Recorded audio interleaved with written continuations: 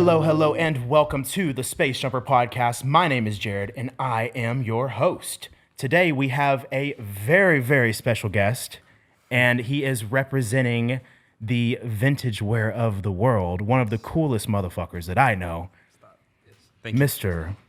We'll go by V1 today. Sir, yes, V1. So why don't you go ahead and start out and tell everybody what it is that you do? Sure, yeah. Mainly I sell vintage clothes, vintage things. I named it Just vintage make sure that wear. thing is like over here, yeah. Okay, I named it vintage wear because I wanted it to be things that are, the suffix wear is like things that are the previous thing. Housewares, software, whatever.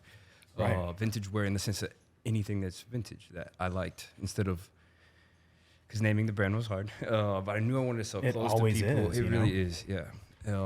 Sell clothing, get people out of the mall, like just have people in cool things that helps them express themselves that is old, thrifted, sustainable in a way, right? And it's V1 because the I is a one. When I first got started, some lady has the Instagram, still has it. Shout out Vintage Wear, VINTAGE. But little 13 followers. I think she's up to 15 now. I've DM'd her a million times, like, hey, I wanted it. And then in the end, I just changed it. I worked at this coffee shop at the time, and this kid there his name was Ben Simmons. Shout out Ben, he has a band and stuff. But Simmons was spelled with a one, like S1, right? And I was like, all right, we can let's lean into a V1, Yeah. And it's kind of stuck. So, Wow. yeah. Dude, that's awesome. And, it's funny how you kind of adjust and kind of figure out what the name is going to be. Spacejumper, it took me a hot minute to figure that one out. And I since we're based out of Houston, I didn't know if I wanted to kind of have like a little bit of punch behind the name, with it being based out of Houston. But, I was thinking maybe like Astro something but then I thought about, what it is that I want to do and how I want to present this platform. And really, it's just, in a sense, I'm jumping spaces. Every guest has their own niche spot, and in my eyes, I was like, Spacejumper, boom. And we kind of ran with it, and I had some people kind of give me some critical advice and some critiques on the name, but I was like, I'm stuck with it. This is what we're doing. So we all jump spaces, right? All the time. Yeah, I mean, I'm in this it space makes now. sense. I'll be in another space soon. I mean, so Yeah. I like that. Yeah. And I thought about even trying to get this thing mobile, and be able to take Spacejumper, if I wanted to interview somebody out of Dallas or San Antonio or Connecticut, New York, then, I would figure out how to get a setup elsewhere, For sure. And so that may be an end goal, and because a lot of people I've contacted and they're like, oh, you're out of Houston. Well, I'm, an hour away. The drive is inconvenient, which I understand. And me as the host, I'm like, well, maybe I need to make up for that, and meet them where they are. Yeah, exactly. So Spacejumper, you never know where we're gonna end up in a year from now, and time is crazy, man. And For sure. And that's why I'm interested in your journey, because you have an amazing vintage wear setup. You have pop-ups all over. You actually were pointed out to me by my boy Nick. He said, man, you got to follow this guy. I followed you. He said he's at the Montrose Market every weekend, and we went out there, and that's when I bought that trench coat. Yeah. And it's one of my favorite pieces in my closet. Yes, the military one, right? It's kind of an indigo. Yeah. Color. Yeah, it's a good one. The And fit was right, too. It was It fit right, very man. well. It was right. Yeah. yeah. So it was necessary. But yeah, enough about me. Let's get to your story. How did you even start with this? Yeah, so I was working at that coffee shop. I was in grad school at the time. They paid for it for me. Studied Spanish linguistics. It's interesting to me. I was like, I already know Spanish, but I wanted to get deeper in that. And friends of mine owned this little local coffee shop called Pinewood. Shout out Pinewood. And Out of Houston? Out of Waco, Texas, where Waco. I went to Baylor. Yes. Shout out Waco. Shout out Waco. And I would wear cool. I would thrift a lot. It felt like therapeutic in a way, and a lot of the stores in Waco would support local charities. So by me shopping there, it felt like my money was going to these little spots and making a difference potentially. And also I was getting cool clothes for the low. I spill and break everything. So especially in coffee, you get espresso on you, you get stuff on you. So I was like, man, I need clothes to wear up here that I don't mind getting a little stain on or whatever. So I'll just kind of keep thrifting, keep wearing all these things. And it was a popular shop, won't lie. And people would come through and they'd always compliment what I wore. Like, oh man, I love that piece. I love that piece. And then I started buying things that didn't fit just me. It's like, okay, for example, Dior gown to the floor. Christian Dior, crazy, bro. Lace, it's nuts. And the girl who made my logo, actually, Laura Lee is her name. She, her husband owns Pinewood. And let me grab this. I'll show you the logo. I brought this little. Yeah, let's check it out. Brought my lighter here. This little V1 thing right here. It counts like a sleeping fox. Dude, I want some Spacejumper lighters. That's nuts, right? That is nuts. Yeah, I love that one. Anyway, she made that. Bro, I would just give these pieces to people. That Dior gown gave her for her birthday. My boy Chris just gave him stuff. I was like, hey, this is your size. I can't wear it. It's not, it's not for me. And after probably like 30 times of just giving people stuff, they were like, man, you should sell this. Like, you should sell your stuff. I love what you choose, love what you wear. So I was like, all right, I'll start. And I had no racks, no hangers. It was had my first pop-up at a spot called Wildland Supply Co., also in Waco. Shout out Kate. She let me use her racks and hangers. Originally, I'll say it was supposed to be 2 racks and more hangers, but I showed up. I put everything on one rack, like 100 pieces, shoved on a rack, by color. Like I'm sure you know, like I love to do things by color. I think it matters a lot. Please don't look at my closet. It's okay. You shouldn't see mine either. Yes, and so did it all by color, bro. I sold 16 things that day. It was crazy. And she goes, quote, she's like, I don't know who the fuck you are, kid, but you've got it. And I was like, okay. So I just kept at it. Later had a pop up at Pinewood. We did well. Just sold lots of things. And people kind of knew me as a barista, knew me from Baylor, and they just came and got pieces that they loved. Ended up moving to Houston. Just kept at it. I was like, all right. 'Cause I would already source in Houston. Right. Drive Waco to Houston just to get stuff to sell. It's things I loved, and really just grown from there. Yeah. Well, brother, you seem to be thriving in Houston. Honestly, I mean, Thank you. I've heard about your pop up from more people than I've heard about anything else. Wow. So you're obviously doing something right. Thank you. And back to, I think you said Kate is the one that gave you the hangers and everything. She let me use her store for an event called First Friday. And it was a crazy store. She had a swing in there, very industrial space. Her husband's a realtor, so they own a bunch of property and stuff. And for her, it's a passion project. Like, she loves what she does, goes to Fashion Week, chooses clothing she loves, and sells that in the store. And so it was already kind of a specialty sort of boutique, And she was like, yeah, I'm like, fuck it, let's do it. And I was like, okay. And it was cool. The people came out. I couldn't believe that. People, remember, no rack, bro, the setup that everyone talks about came later. People didn't even, that was not even in existence yet, but it was cool. Man, it's crazy. Along the journey, it's wild that people come out of the woodworks and at perfect timing to kind of propel you. Certainly. It was really my friend Nancy, who she's a photographer. We would just do shoots, but no one's doing styled shoots at the time. I'm in Waco, as Texas, putting all these different models in different clothes and styling them and shooting them. Nancy would shoot them. I would creative direct kind of, or just at least style them. And the idea, I'll post them and people are like, oh, I love that, and sell the pieces. So Nancy knew Kate. And then she was like, I know this ain't Kate. She has a cool store. I think she put you on. And I was like, okay. So we did it and then kind of took off from there. Wow. I think really moving to Houston helped too. I think it was time. Yeah. Waco's great. It's a small town in a way. Houston feels small in a way. I don't know what you think, but moving to the sourcing city helped me just really take off, and there's a lot of opportunity here for pop-ups. Two, I've been lucky that the scene has grown. People want to wear these clothes. Maybe when I started a couple of years ago, thrifting or vintage, the idea of that was less mainstream or less common or less like what the kids wanted. They want to shop at the mall. They want Zara pants or whatever. Yeah. But now it's like the winds have shifted a bit, and people kind of understand the importance of shopping secondhand. And to me, the coolness factor that adds to your wardrobe. If you get there's history there. Certainly, it could be one of one. That jacket you have, I haven't seen it since. I'm not even gonna lie to you. I went to look for maybe another color online, and I couldn't find it anywhere. They're And tough. yeah.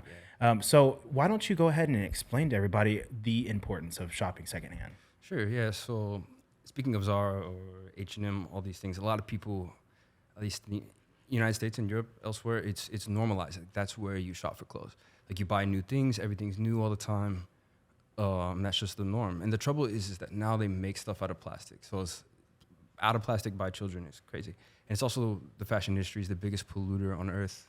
It is nuts. I don't know the exact numbers, but the tons of clothing that are just thrown away or thrown in the desert, like the one in Chile, it's just full of plastic secondhand clothes that these people aren't buying because Zara, I mean, genius for doing, Armando Ortega is his name. He got it to where in 2 weeks' time he watches the runway, rips the runway, and in about 2 weeks it's produced and in a store. But every 2 weeks there's like a new season. So every 2 weeks, 52 weeks in a year, you're on the 26 seasons.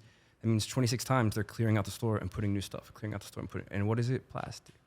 Bullshit. Made by children for no money. And it's expensive. And like that is, not only that, you look like everyone else, bro. Like, everyone has that pair of pants. That's what I mean when it adds the coolness factors. Like, no one has that, or very few people do. Or if it's worn and cool, like this shirt or something that has the rips in its way, it's one of one, So I think people really understand the importance of that, of moving away from plastic clothing that does not. That's the other thing, bro. I should talk about. Doesn't last. Like, give Zara 4 washes, I don't know, a couple dries. I don't know the formula, but it will soon be gone. It will soon be shit, and that's by design. They want you to buy it again. Of course, yeah. Why not? And it drives me insane. Yeah. So, to me, supporting secondhand, shopping vintage, you should really directly combat that by not giving these corporations your money. It's like, we're just not going to support that. Furthermore, I think your closet enhances because, like, you look cooler. It fits you well. I'm big on fit, man. I'm like, bro, bring all these mirrors. I probably got you to try that on, didn't I? I did. And it looked amazing too. And it looked amazing. Damn, man, And sold. And bro, if it didn't, I would have told you. Yeah, that was probably not for you. Honestly, I trust that too. Yep, and I mean it because I want you to wear it and love it. Instead of, now you go shop this at some whatever mall shop, that's made of bullshit. Like, I hate that. Also, it's bad for you. They're gonna charge you a lot of money.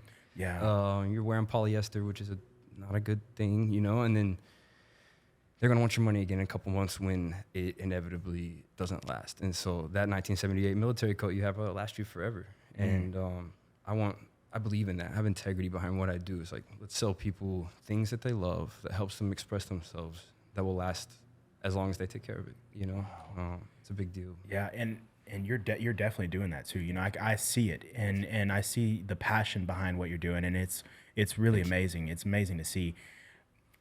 Let's jump back a little bit because you did catch my attention. You were talking about a desert in Chile. Yes, there's a desert in Chile. It might be called Atacama, but I'm not sure if that's the name. You can look it up. That's crazy, the amount. But it's just a desert wasteland full of clothes. Some people take trips there to try to find clothes, which would be kind of interesting. That would be an interesting trip. The sight of it, though, it's like incomprehensible almost. A photo doesn't really do it justice, and I haven't been there to see it, but it's just full of waste. And, it's like a new sort of wasteland for these clothes that aren't selling from these corporations who make them en masse and often rip off artists and designers. It's crazy, too, to me. If some genius designer, John Galliano, does something and now it's at Zara in 2 weeks, but then that doesn't last you much, maybe a month, a couple washes, and then all the ones that didn't sell are now not necessarily in that desert in Chile, but they're put in the landfill. Like, it's waste, Right. And so by supporting and shopping vintage, not only does it help you, but you help the earth as well, which is, I don't know if that should be first or second. I don't know how people see things. People often are a little eccentric on, I want to look cool. Yeah. But not only by you looking cool, that's great too, but also it really helps directly combat those malicious practices, honestly. Man, honestly, it's amazing. And there's definitely an art behind it too, art behind what you do. Thank you. So when you're going out and finding pieces, I mean, what kind of methods are you using? What are you looking for? And how do you tell, the good from the bad? Oh, man. I know it goes deep. I've wondered that myself. I was like, how do I know? But I just know It's difficult to put into words because it's really not a specific formula. I think people ask me this a lot. Their question is, where do you go? Oh, where do you go? Where do you go? And the reason why I think is because they love every piece or they like a lot of the pieces and they think, it must be some place you're going that's different than all the other places everyone else is going. But it's actually just my taste level is what they're noticing. It's like, damn, every piece is cool. It's like, yeah, well, I chose every piece for a reason, you know? And also thinking collections. I think not everyone really does that. I've done it from the jump, bro, from the start. It could be a runway show. And I named them all, you know, like Opio right now is black. Tierra meaning earth. Verde is just called Verde, one of my favorite acts. Cielo meaning heaven or sky, is like a sky blue. Used to be called Mar, like a deep ocean, oceanic indigo. Your jacket would have been on Mar rack, like, yeah, means the sea. So I see them in these kind of collections. So when I'm sourcing, I think, all right, colors. Like what color? I mean, I really need black right now. I always need black clothes because it's a popular color. It's timeless. People love it. And green as well is tough to do. So the first thing I'm doing is thinking of the color.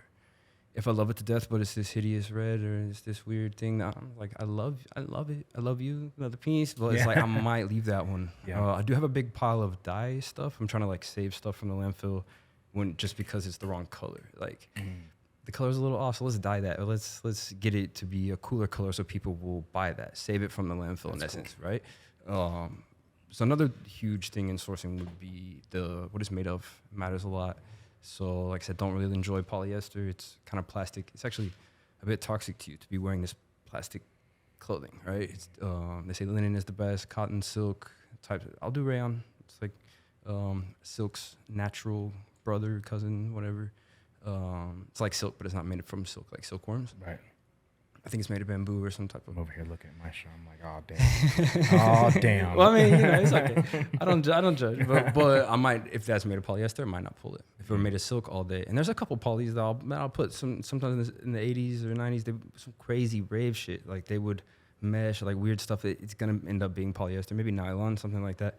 Nylon's better, but if I love the piece and it's made of polyester, it's like I'm sorry, but I can't do it. I'm very picky, and so.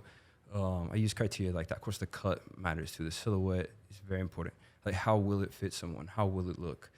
If it's too long or it's too weird or it's a little off, it's like, I just won't do that. So I really stand fully behind every single piece I put because I spend hours and hours and hours and hours sourcing every week. So a lot goes into it for sure. Yeah, there's definitely a lot into it. And I guess that's what's shocking because people see everything that you have and they're like, man, this guy is either finding all the needles in the haystack or like doing some magic. I mean, you have a very, very great collection. And it's, I like to just go and flip through it. Even, like you were saying, things that aren't even for me, I just like to look at them, because it's there's history behind it. It's for timeless. Sure. And certainly. And that's the art that I could see. And that's why I find it so interesting, I'm actually in the process right now. I have been for the past couple months of trying to refurbish my closet, trying to get it to a point where I have a lot of things that will pair with each other. Right now, everything is just spread out, Yeah. That is a big idea. It matters a lot. Yeah. A lot. Cohesion, I call it. Or the idea of styling, right? A lot of people I used to think a lot of people knew how to style themselves, but it turns out that not a lot of people know. That's a really rare thing. Because to me, it's just automatic, like, oh, I wear this with this, or that doesn't go, or this goes. And but I like to sell things to people. Something I call bundle love. Make a little bundle. I'm like, bro, style yourself with some pieces that kind of go together. And that's to me, a very helpful thing about doing it by color.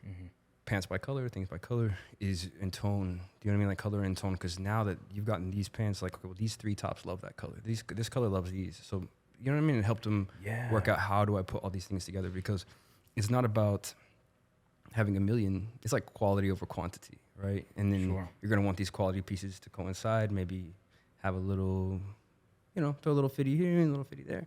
Also, pants are more than half the outfit. So if you can have 5 pants that you love, bro, that's a great start to a wardrobe.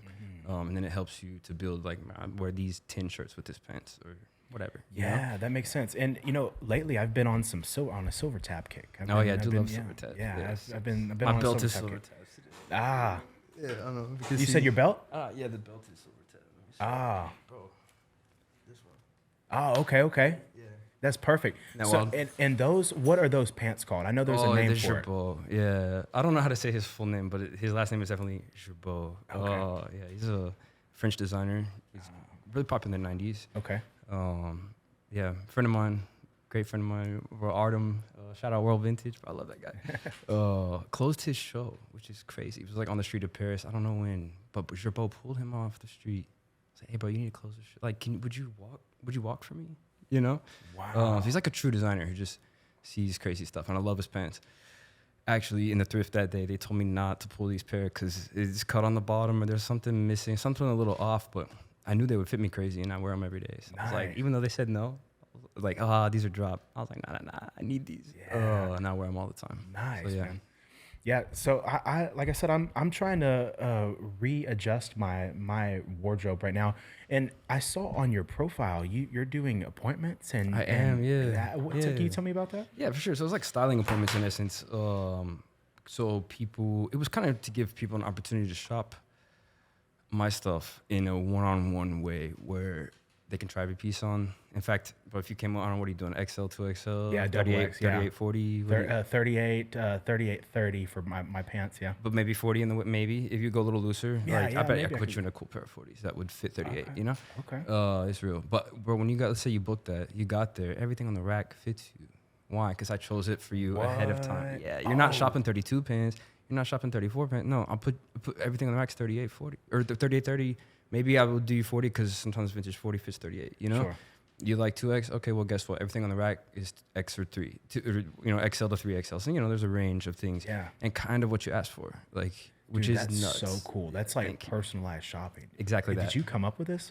Yes. Dude, that- I mean, maybe I'm sure someone has had that idea. I've seen it done Yeah. and around, but the one-on-one aspect is a little different. I Yeah. haven't really heard of that, I guess. I mean, I was just trying to do it for my clients, like help these people.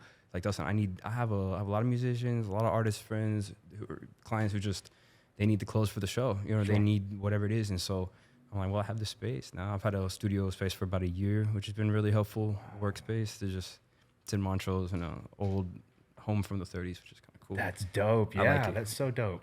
I love it. And then I, try it on, bring your friends. Like, I don't care. But it's been really cool to just allow people a space to get in the clothes, try them on one-on-one, and also in their hours. A lot of people have funky, it's 8:30 p.m. on a Tuesday, whatever.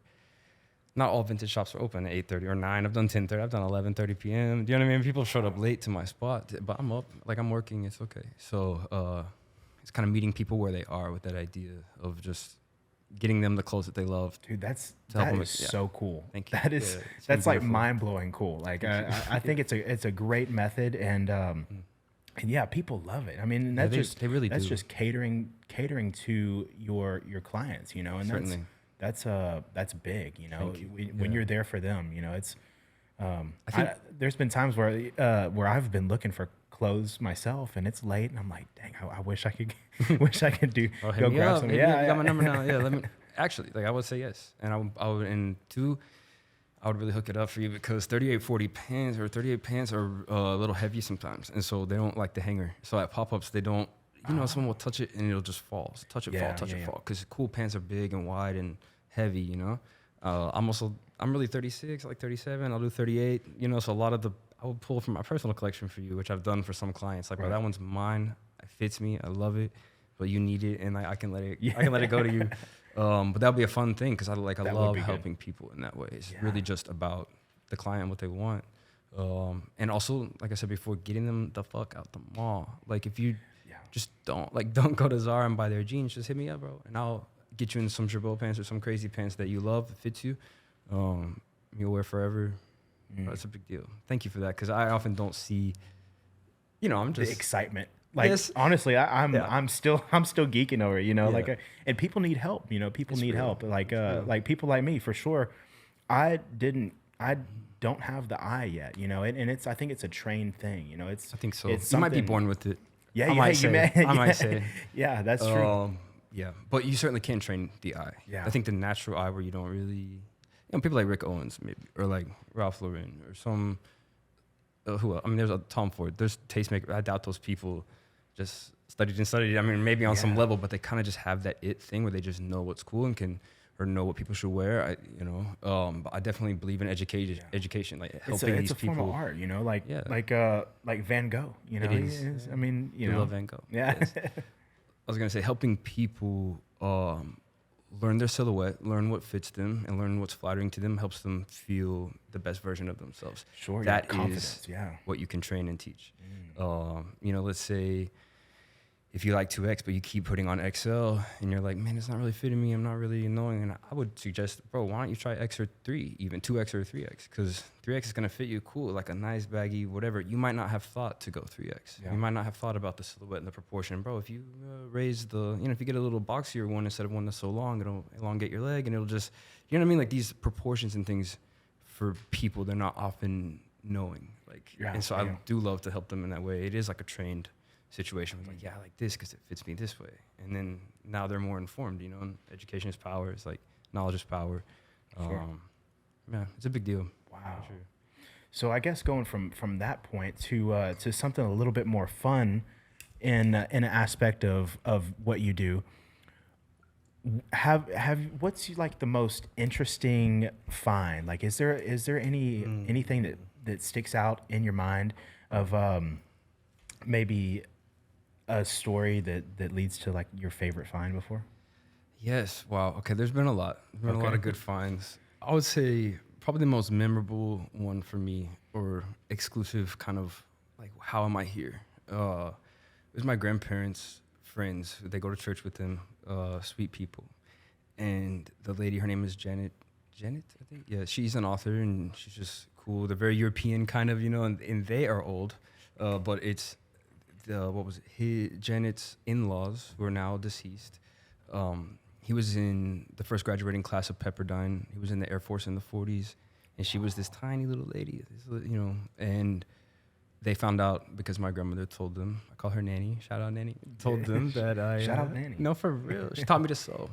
Wow. She taught me with that Which fabric. Which is a big skill. It is a big skill. She taught me the notion of like fabric. She had these drawers of fabric that she would just make into clothes, and I'm a child. I'm like, how does... Like, oh, so bolts of fabric become sewn, and that's how clothes are made. I mean, you don't know that at 5 years old, But anyway, she told them that I sold clothes, and Janet said, well, he can come over and look through anything he wants. Brother, the house was full because there was a lake house that they were going to renovate and move into, but it had been the in-laws' home.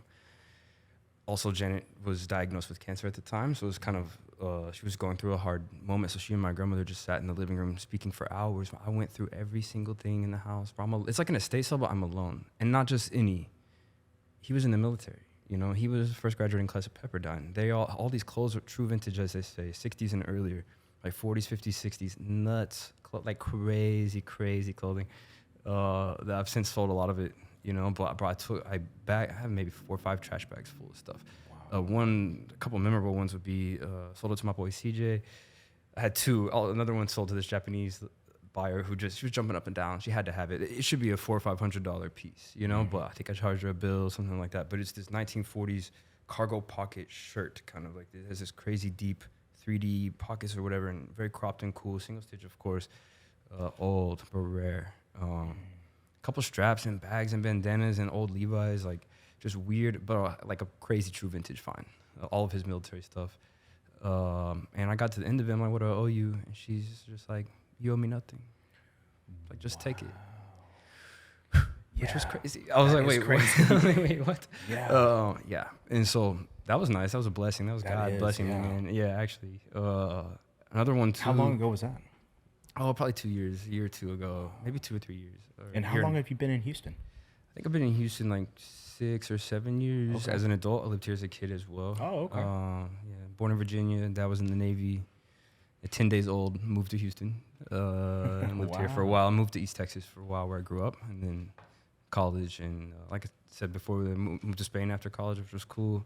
I think that was really influential to my style. Yeah, how was that? I mean, it was beautiful. A foreign land, you could say, first of all. Everything's very different there, I do speak Spanish well. I studied it in college and have friends. I'm like started at the age of 7, really learning Spanish, but you know, nothing in Spain really happens in English, and so like not a thing, you know. And so it's like I knew Spanish, but to live in it every single moment of every single day, it was beautiful. I just felt immersed, and I was like thinking in Spanish, dreaming in Spanish. I got to this really deep point, you know.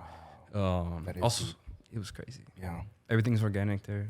Like great food. GMO is illegal, so the food is nice, and everyone's very hospitable, and also pretty well dressed. And so it's kind of like they don't try really, and not everyone, you know. I lived in a small mining town in the north, but the kids would come to kindergarten fitted out. Well, the first graders fitted out. Everyone looks great all the time because their parents dress well, so they dress well, and it's this whole like culture of being well dressed when in public. It's just kind of what you do, you know.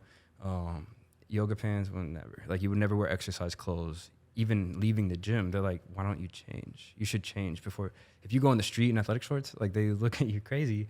Like, why the fuck are you not dressed well or something, you know? Wow. So I think it kind of helped develop my taste even further of brother, I want to go to Spain. You need to go to Spain, bro. Yeah. It's also cheap. It's very cheap and beautiful. Of course, beaches all around. The whole, it's like a peninsula, you know? Right. So there are beaches everywhere and good food. I have a lot of friends there that still live there and just visit them. Been 3 times. It's a beautiful place. Wow. Yeah. That sounds amazing, man. Also, some designers are Balenciaga. He's Spaniard, you know. Really? So I didn't know Cristobal Balenciaga, they would say, of course, because. But yes, a couple others too. Carolina Herrera, I believe she's from Spain. There's a couple, you know. So they do their thing, and they also have a lot of integrity. That's the other thing. A lot of handmade goods. They make a lot of shoes, a lot of leathers there. A lot of artisans just making stuff, and so. It was really influential, I think, to my time. Yeah. Well, you've definitely brought a lot of those good aspects with you because there's some trash out there, you know, like as far as like vintage clothing, or what they say is vintage clothing. You know, that's why I really find your selection so unique, you know, and that's what my boy Nick was saying. He was like, dude, everything on this rack is quality, you know.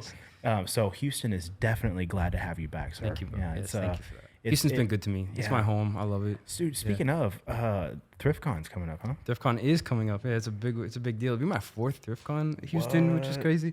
Yeah, I remember I first started out, bro. I was on a dream. I had just lost my job that previous summer, that kick in the ass, bro. I was fired actually, which is kind of funny. It was wrong. You know what I mean? Yeah. They fired 10 people that year, fired 10 people the next year. It's like sort of a bad place. Where were you working at? I really don't want to say, but just like it's okay. They fired everyone before and after. Do you know what I mean? And good people. Yeah. And it was God really just giving me that kick in the ass of like, hey, bro, like I made you for more than this. Like I've obviously been developing because bro, VINTAGEWARE was growing. People were buying my stuff. I would sometimes not do the things I needed to do for that job just to chase my dream. And so I lost my job in April that year. It was July. And bro, did well. People just went on and on and on. Some kids, shout out Avalon Hill, they walked up to me because they had the best booth other than me, I thought, that time, the first one. And like, bro, you inspire us so much. And I was like, what? Like, I inspire you? What are you talking about? Like, I didn't know that. I didn't know that people perceive me as great at this. Like, it's news to me.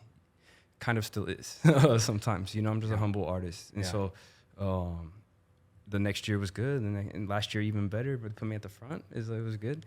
And then this year's going to be great. They made it a 2-day event, June 8th and 9th, kind of all day. I believe it was like 9 or 10 a.m. to 5 p.m. You can get tickets online. You got your, hell yeah, cool. Yeah, you'll see us at the, bro, I hope they put us at the front like they did before. In Denver, the owner of ThriftCon also they were at the front next to my boy Artem, who walked for Gerbo, whatever. But he's my brother. It was so nice to just be next to him, you know, and like talking, whatever. But the owner of ThriftCon looked at me, he's like, man, I put you first for a reason. You know? Yeah. And that's crazy to me. Yeah, your booth is awesome, man. Like the vibe and aesthetic in there is just amazing. And you know, you walk in and that wood slab that you have, dude, that goes so hard, honestly. Thank you, bro. It's a custom walnut table. Also, another thing I think that really helps the vibe. I brought a little Palo Santo to. You mind if I just? Oh yeah, look, I have some stuff over there too. Oh look, you got the Palo Santo already, bro. I brought this just. I really think it helps too. To set the vibe. People talk a lot about this man smells good in here. He's like, yeah. Also, I wash every piece, you know, which really helps. But for sure. Yeah, no, it's definitely a good vibe, and you know, and I'm not even gonna lie to you. So I'm just now like getting into having that interest in what you're doing right now. You know, like in a sense of I like it so much that I want to change my wardrobe. And before, you know, before my thoughts were, oh man, like vintage wear is kind of expensive, but it's really not. Yeah. It's crazy because all my friends say I should raise my prices, and I could agree. But everything is a lot more expensive now than it's ever been. So there is that idea of, and my mom was saying, of course, mom, you know, she was like, this girl I don't even know on Facebook, bro, Facebook, Yeah. is like, she's like, she's selling bullshit kind of for a lot of money. She's like, that was $68 or that was $78, and she's like, it's not as good as yours. And I like to just be fair to the piece. I do think I could be more fair to myself in my time, maybe, and price a little higher. Well, you should, honestly. I should. Thank you. Honestly, I should. But other people have said, like, oh, that shop looks expensive. Another friend, David, was like, hey, bro, I showed my friend your stuff, and he saw it, and he was like, man, it looks expensive.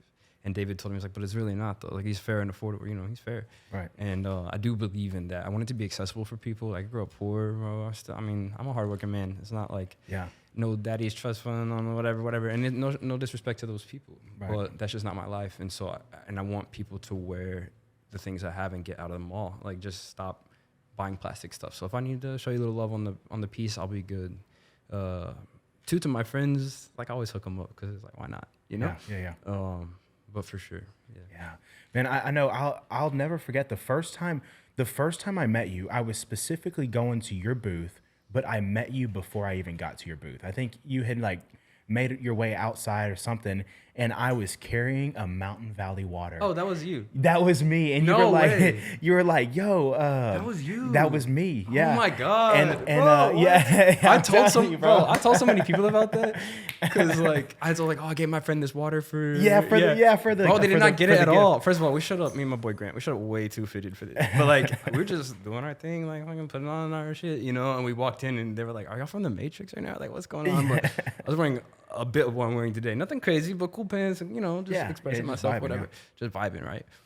And so there's like a whole party there and everyone's there and it's this big, heavy, you know, 12-pack of water or whatever. And they open, it's like opening it because of course I wrapped it and they're like, oh, it's just water. Bro, and I was like, no, it's not just water. And then I met you that day and you're like, bro, you're like, baby only gets, or, you know, all the things like it's great water, like, or was it you who had a child who? No, it was my friend Harrison. Yeah, that's who only uses it. Only he uses glass bottled natural spring water for everything. For everything. He does it. He does it in his for cooking, and I mean, he's the one that originally put me on this, and I had it, and I'm like, oh my God, like there's a big difference. There is. Also, I'll say this guy who's a friend of mine who had a baby and things. His dad was my pediatrician growing up, so they're, you know, I feel like they should know, like the water quality is important, like it matters, and they're like, oh, just water. And I was like, no, I gave you life. I wrote a whole note about it. I was like, bro, water is life. And I just gave you life right now, bro. Like, come on. Like, you know, it's okay though. You know how things aren't always understood. But bro, I remember you. That was it. Yeah. And that was before I even went to your booth. Like I was there specifically for your booth. And wild. And here we are drinking Spring Mountain Valley water on your podcast. Nick was like, that was actually the guy. And I'm like, oh, like he was like, and this is his booth. And I'm like, oh man, that's I don't know if that's the day that I bought the coat or not. I don't know either. But you definitely got a pretty dedicated customer from that day. You know, your personality was very welcoming, and overall, you just you did excellent. And you know, for the people that are like, oh, that you know, if anybody is saying that your prices are too expensive, they don't really understand what goes into it. You know, they don't. You're spending a lot of time and a lot of effort hand selecting these pieces. You know, every single one. And and this is your full-time job. It is my full-time job. Also, like when it sells, it's gone. When something, you know, when you get a piece, so I spend a lot of time sourcing, and the pickiness I wish there were a better word in English for that. Maybe specificity or something like when I'm particular. Maybe that's a better positive word. Is there a word for in Spanish? I mean, there's a word in Spanish. Maybe I'm saying a better word in English than pickiness because it has a negative connotation. But I'm particular. Like I'm saying no to 99% of it. Probably 99 more than that. You know, on these sourcing days, I'll see tens of thousands of products, and I'll come home with maybe 100, maybe 50, maybe whatever. After I've seen literally tens of thousands that day. And so that time is valuable, right? Like me spending all that time. Also, I'll shop for clients. So if I know you want these pants, I'm trying to do black, I'm trying to do cargo, I want 38, I want this. It's like, well, I'm going to shop for you for that. And when I pull in that day, it's like, oh, these are for homeboy, bro. Yeah, you know what I mean? These are for Jared. So it's like, that's what's up. You know what I mean? Like that matters. And so it's that consideration and that taste level, I think that, does make me say no to a lot of things, but that kind of makes it more valuable, right? The guy I listen to, Myron Golden on YouTube, he's kind of a great business guru and talks about branding and content creation and all these things. My boy Archive Dreams put me onto him. Hector, shout out Hector, bro, because he changed my life. This guy who says all these things, and he says, first of all, about branding. Your brand is that which you do, which others do not do. And that's powerful. I don't know. I mean, maybe people are shopping for their clients. Maybe people are super picky in their things, but I know I am. You know what I mean? I know that people respond to, bro, it's crazy. The strangers that walk up to me and have the most beautiful things to say. Yeah. And I'm like, what? I'm just doing what I love, you know? Another one he says is that, you don't expect the cheapest thing to be the best, and you don't expect the best to be the cheapest. And people inherently know that. And a lot of people, I don't use the word best at my stuff. I don't really like to compare. But people tell me all the time, "Bro, you're the best one out here, man. You're the best one out here." And it's like, they just go on and on. It's like as if I haven't heard that. And I have heard it, and it's beautiful, and it's cool. Everyone's valid in what they do, you know? And it's kind of, they're being kind when they say that. But that means, too, that maybe they definitely don't expect me to be the cheapest. But I am super fair on pricing, so it's like, it's a tough pricing's hard, right. But I do try to be fair to people because I just want them to provide that service of like, but let me help you get in the clothes, you know? Yeah. And not only on the clothing aspect, but the tags really stand out too. Yeah. I really like your tags. Thank you. Yeah, thank you. Shout out Jerry, who he designed those. But cool. It was from my drawings. Like I draw every single thing. It's interesting too. Every single pop-up I've ever had has been drawn. I don't know how to not do it. People are like, "Oh my God, you do that," and I'm like, "Bro, you don't? Like that's crazy to me. Like, how do you know when you get there where to put stuff?" That's so already. It's like I can look at it in my mind before I get there. I walk around in my mind and then commit that to paper. Those ideas. Yeah. But when you say drawing, you just mean like sketching. Like I guess I should have brought my sketchbook. But yeah. Oh, that would have been cool. Yeah. So you're drawing out the layout of where you want everything. Every time. I mean. Wow. Down to what textile rug is underneath it, what light is over it, what mirror is where, how are things facing. Complementary colors I do think of a lot. Like if green is here, you should be able to see, if I have any red, you should be able to see that similarly to the greens. That way they complement each other. Or, think like I design it to the nth degree. Wow. And yeah. So did you ever take any classes on like feng shui or anything like this? Or is this a fully natural thing? You know, my mother's an artist, so I think growing up, like the first thing we did in every house was shout out moms for real. Yeah, she's actually coming this week, bro, to visit tomorrow. I should say. Dude, that's my birthday soon, so she's just coming through, which would be nice. Oh, happy early birthday! What are y'all doing for your birthday? Probably a little dinner. I don't really know. Yeah, they're just coming. They've been asking me for months to come and just see me, you know. Yeah. But I'm very focused. I work a lot, and so finally it's worked out. I'm sure they're proud. I mean, it takes a lot to get where you are. You know, it's not easy. You know, for sure. Yeah. So yeah, I think it's been a balance. I remember one time I wasn't happy with the sales at a pop up a couple years ago, and I told my mom that. She was like, maybe this should just be your last pop up. Oh yeah. You know, that was mentality a couple of years ago, and I was like, nah, I don't think so. Like, I don't want to. And I don't know that she always saw like necessarily the genius of whatever I'm doing or whatever. Right. But certainly now is like, well, like tells people about what I'm doing and is so proud of it, which is cool. And my grandmother's a nanny as well. I mean, like she taught me to sew. It's crazy. So the fact that I'm out here selling clothes, and in December they came to Dallas because it's not terribly far from where they live. And that was the first time Nanny had ever seen what I do. And she's like, "Oh my God, Dustin, like, you're the best one here." And I was like, wait, what? Like, oh, thank you, but you know that's crazy. She's like, and I'm not just saying that because I'm your grandmother. It's like, I genuinely, it's wild the strangers that walk up to you and tell you things, you know, and just watch me sell piece. It was really cool. It was special. So I'm sure they are proud. Yeah. But I was gonna say, growing up with artistic influence, you know, kind of maybe it's a gift I have, just the creativity thing, you know. I don't know how I put it all together, bro. I don't know. It just feels natural to me. Yeah. Yes. Well, it turned out well. And back to the what your mom had told you, you know, before you kind of had everything figured out. That kind of reminds me, you know, I love my mom so much. She's very shout out moms. She's very supportive on everything and anything that I do. But before I got this started, you know, because I was trying to get everything set up, and I'm gonna start a podcast. And I'll never forget. She was like, "Oh, what are you gonna be, Joe Rogan?" And I'm like, "Oh, mom, like, I just might." You're like, "I just might." Spotify might pay me $100 million to whatever. You know? Oh man, but you know, moms don't always see initially. Right. You could say, I mean, they love us and support us. Yeah. You know, but sometimes it takes a little venturing on your own in the passion. You know what your passion is. Your mother doesn't know. Right. Like, you could tell her, and she might disagree or whatever, but.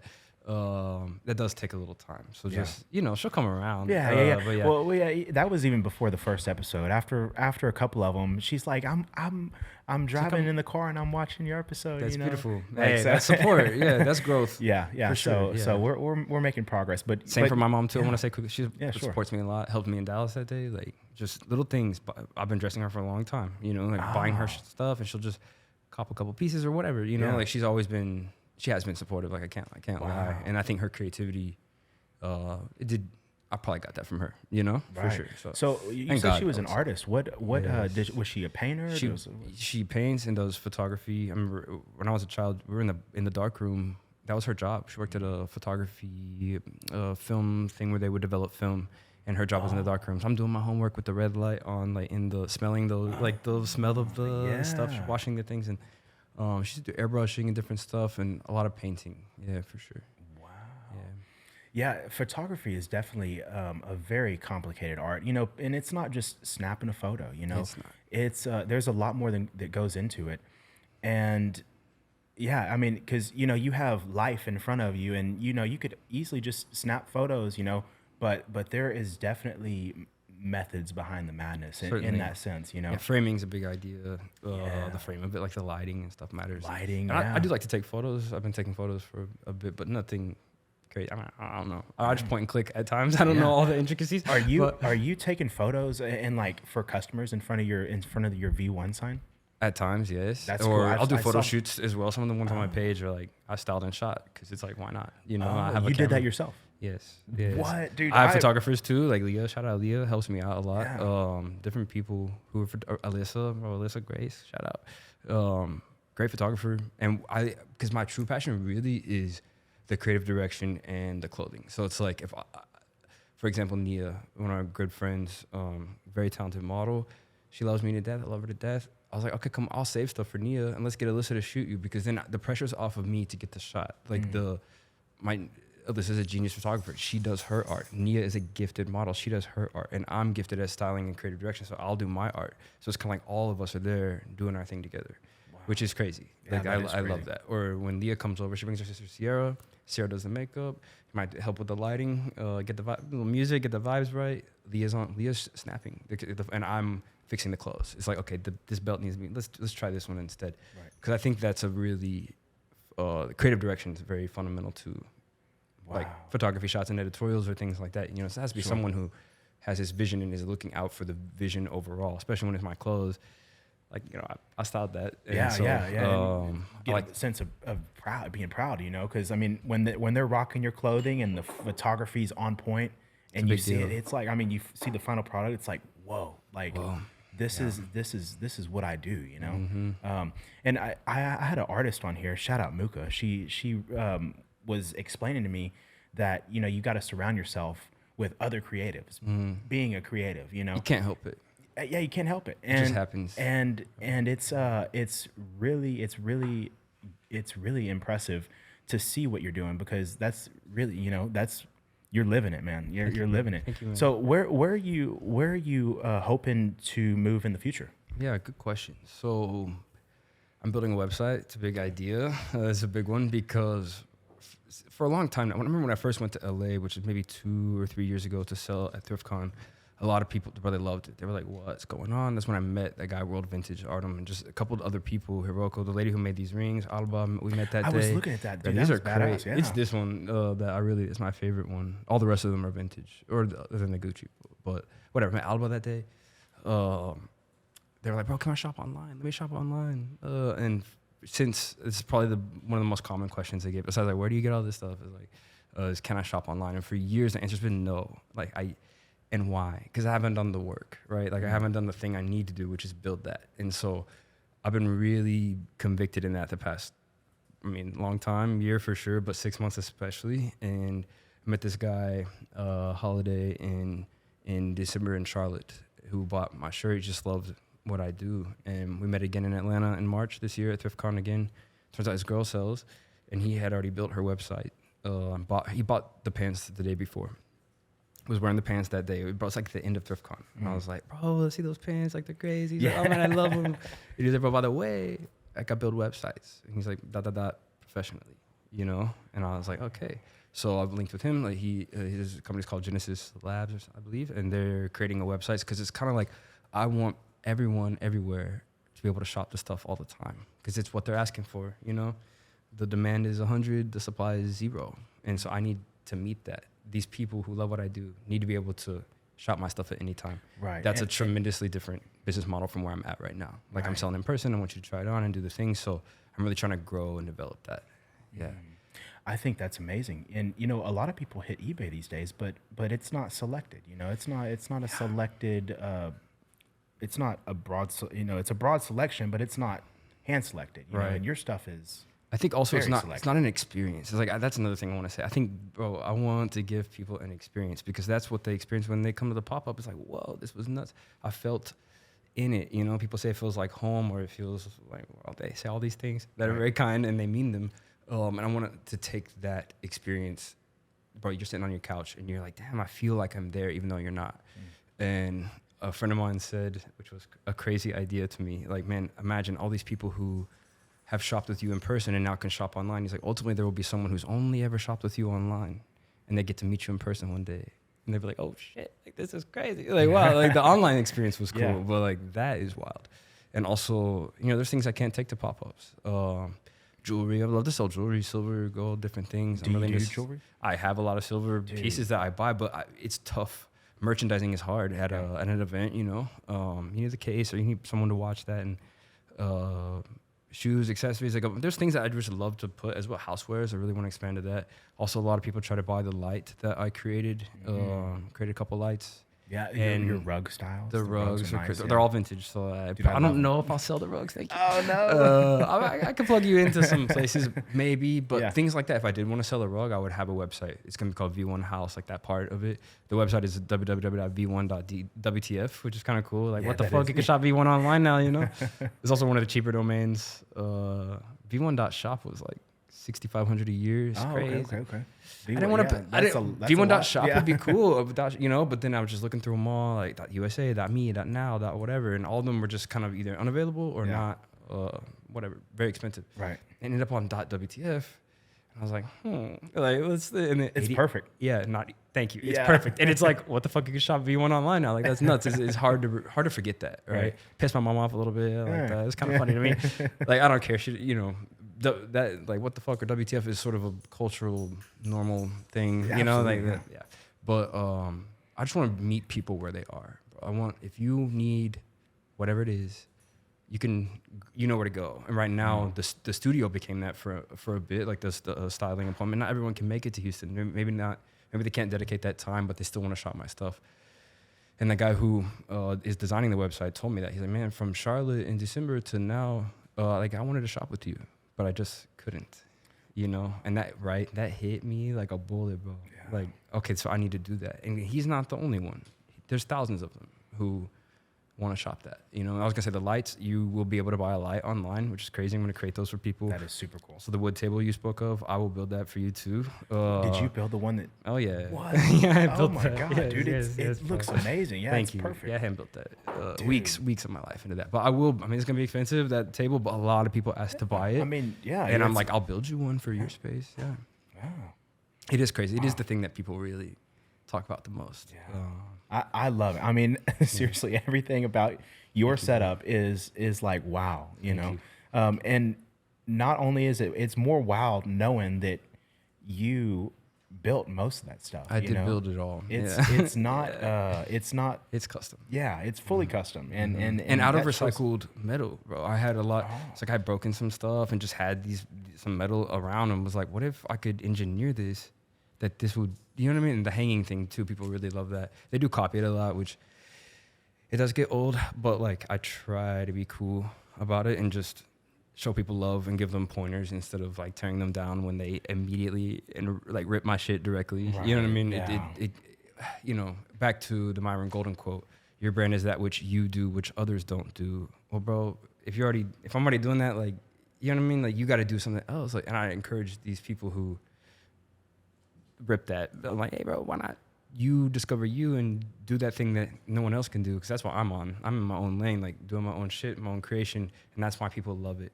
So if you do what I do, you're only ever going to be seen as like imitating this. Oh yeah, that was like this guy. But if you would just find your own shit, it's like, bro, people will fuck with you for the reason, whatever reason that is. You know? Yeah. I think that's love and encouragement instead of being like, fuck you for like copying. I don't really care. You know what I mean? Because they know who the V1 is, bro, who the OG is, Yeah. right? And so that's what. And I don't need that, the recognition or anything like that. It's just, I don't know. Yeah. Anyway, I want to meet people where they are and give them the opportunity to shop. Well, the website is definitely going to be a big hit. Yeah, thank you. For sure. Thank you. It's beautiful too. Bro, we just had a meeting today. It's kind of it's coming along. It's in development. What do we have like an ETA on the loadout of it? So soon, yeah, man. It should be next couple weeks. Ideally, the goal is before ThriftCon. Dude, So my friend Nick is going to be so excited about this. He's Yeah. gonna lose his mind. Yes, yes. So- Also, quickly, I want to Yeah, say sure. you'll be able to shop the collections as they appear in my space, like in my pop-ups, which is a big deal. That's why I didn't want to do eBay, because it's not curated. You know, it's not custom. It doesn't look like the experience that I want to create for people, if that makes sense. And so I think that'll be cool. Like you could shop the collection's called Opio, meaning like black, but I call it opium. But in Spanish, of course, they name them all in Spanish.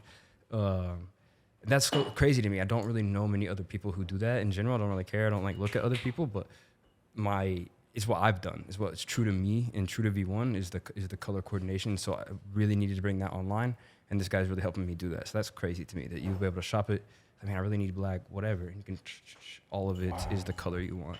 Dude, that's it's a big deal. That is a big deal, dude. I'm excited. I can't wait to go through there. I know Is that puppy? yeah, Larry's getting Larry boy. Yeah, it's tough because we'll get he does great. He's a great dog. He's a good boy. But once we get in this podcast, if we get into a podcast, he will go bonkers. Like He just wants the attention. That's Yeah. all it is, yeah. oh, Larry. But I know I had some AirPods sitting here, and They become a snack. yeah, Yeah. and I watched it. I watched them disappear on film. Like I was watching it back. I'm like, dude, I had those headphones there, and nope, they disappeared real quick. Now they're his, right? Yeah. But no, man, yeah, like I said, what you're doing is amazing. Now, I kind of want to dive off into the ring topic, because I have been searching for a long time, trying to find some pieces, and I can't find any. You know, my fingers are on the fatter side. Me too. And so I can't first- ever find anything that's my size. The first thing would be to get that size. So Okay. yeah. So there's ring trier honor things. I don't know, like the sizing thing. That I would start there. So if you know you're a 12, then like shop in 12s. Or if you're probably 12 or 13 on your biggest finger. Okay. Thumb's gonna be hard. I won't lie. I haven't found a single one that fits my thumb. The middle finger is gonna be your biggest one. What's your dominant hand? Right. Yeah, so the right hand's also going to be the biggest one. So because it's like that's what you use a lot. So just know that like this ring that fits on this right hand right now, we're gonna be a little loose on that same finger on the other hand, and so I can know that. I've been stacking ones, which is kind of crazy. Yeah, the stacking is nice. I Thank you. like Well, that. the stacking yeah. is nuts, that takes time. That's like couture level. Couture meaning like one of one custom that's like made for their body, you know. That's kind of these two. Not that some of them were made for me. Literally, that lady Alba, and her name is Studio Albasi with a Z on Instagram. Like, she didn't have the one that day at ThriftCon that fit me, so she made two that fit my custom fingers. And that's what I had to do. I have another one. It's in the truck. I should have brought it. But she has this 2-piece. I wanted it to be a 3-piece. And so I have one. I almost wore it, but it was being weird and like just wouldn't quite stack right. Maybe I'm swollen or some shit. But it sits across here, and it's like 2 bars. People say it looks like brass knuckles, but it's like silver knuckles. Yeah. So a lot of them also are vintage. So you do kind of, you know, this one I found in Dallas, some random after that pop up in December, along with this one. Yeah, dude. Everything. All of these are fit perfectly. They stack excellent. You know. Thank you. Yeah. That takes time. It takes time. Yeah. But now I kind of know, like, this one likes this one. They enjoy each other. I like the wavy guy to be under this guy. It looks like he's on a ship or something. Yeah, you know, it the does. chains like to sit on top of the flame, and you know, I kind of like learn what goes together. But really, it's gonna have to be like kind of one at a time. You'll get them. Also, I volunteer at this spot called Guild Shop here in Houston. I quite like it. I volunteer on Mondays. It's beautiful. They help the local elderly community, which I think is cool. I just shopped there for years. Rings, chains. I got this chain there. I got this chain there. Some of these rings came from there, and they test it so that you know that it's silver. And they get rings all the time. So that would be maybe a good local resource I might go to. That like these are just folks in the community selling their rings, and then Guild is going to test it to make sure that it is silver, and so you kind of know before you buy it. And they'll be fair. I mean, you know, nothing crazy. Right. Some of them I paid up for. Some of them I got for a steal. Ah. Like this Gucci ring got for a steal at Montrose one day, bro. Goes for like $3. It has the skull on it, like $350, but it sold out. This kid said $80, and I was like, bro, it was his first pop up. Oh So it's like he didn't know. Yeah. Do you know? He didn't know, and it fit me like a glove. So I was like, oh snap, I need that. If it wouldn't have fit me, I wouldn't have bought it. Right. So I would say trying them on is a big deal.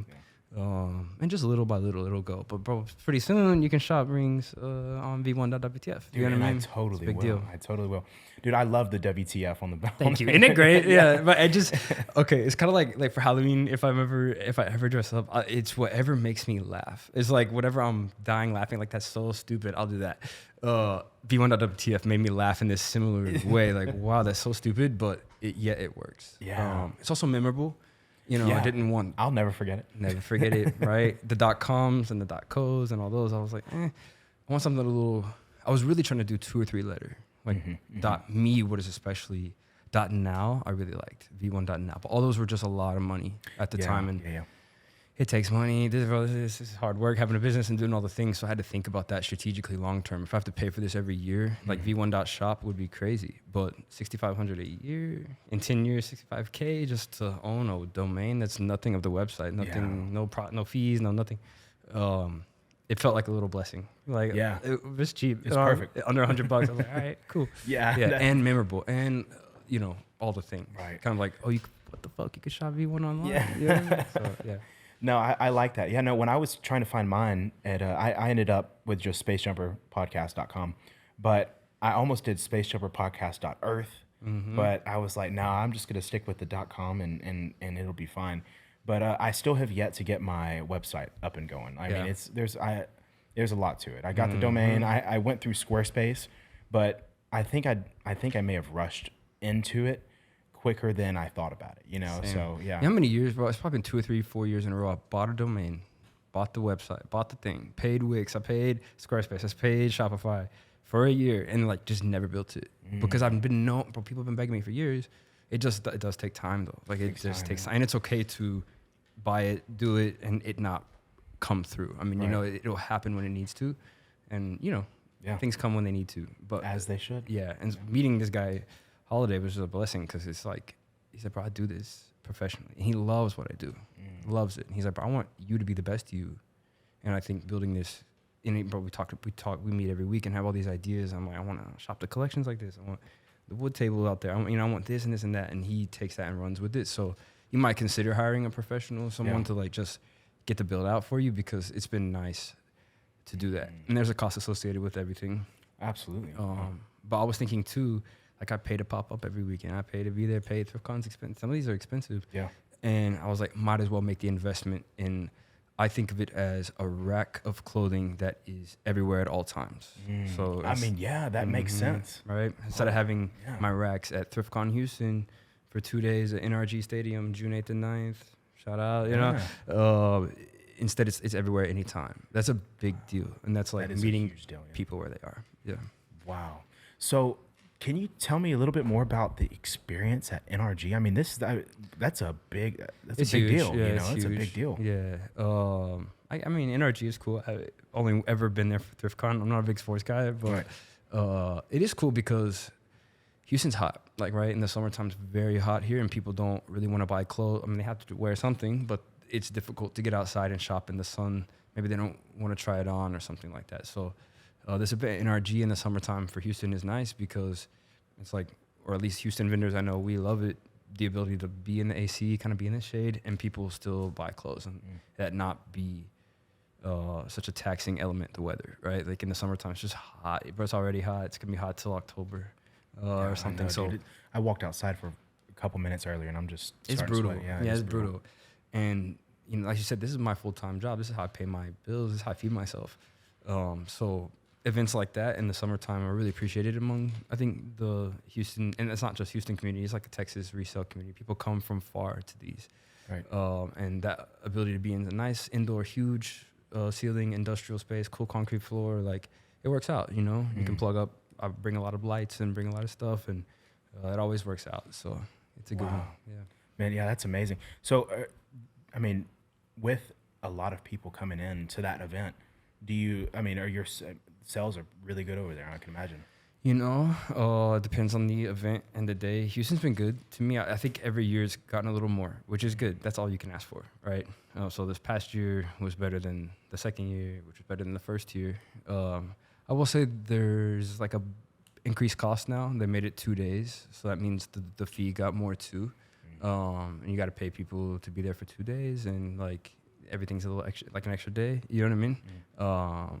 But I'm blessed. Like it tends to work out. I really just believe, like, kind of in the process. Believe like God will bless my hard work because I'm having integrity with what I do. I'm really just trying to help people. Like that's all it is. You know, get out of the mall, stop buying plastic, and like express yourself in a cool way. I'll help you get there. You know, and so people really respond to that, and it's been, I think, evidence of that has been the growth we've experienced. So from the first year, you know, doing okay. The next year, like a little better.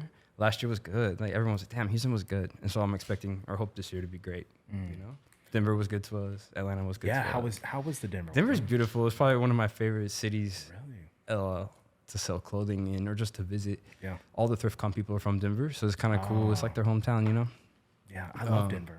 Beautiful I love place. I've probably been a couple times, and it was an experience to say the least. So weather's nice. Weather's amazing. So you can dress. You know, they'll buy a long sleeve now, and they don't because it's cool at night. You know, and so given that they're in a better climate, I think it just allows their fashion to be a little more. You know, you can dress better when it's not 115 degrees outside. Sure, yeah. I know. I was struggling with these pants earlier. I was like, it's hot. Yeah, it's hot. Yeah. That and then. There's an interesting scene there. I don't know. It's like kind of weird in a good way. Weird is a good word to me. And just met a lot of kids just like doing their little thing, sewing stuff, like just really, you know, expressing themselves in this authentic to themselves type of way where they just don't care what anyone thinks or whatever. And I love that. It's kind of an alternative, cool scene there. And then the food's great too. There's this grocery store I love called Marsig's. It's like they bake the bread every day, bro. Ooh. First ingredient. Love. Yeah, it's necessary. It's necessary. And it's like Spain bread. It reminds me. It's just like fresh and crazy, you know? So Denver's always fresh bread, dude. Oh my God. And it's like the kind that's hard the next day.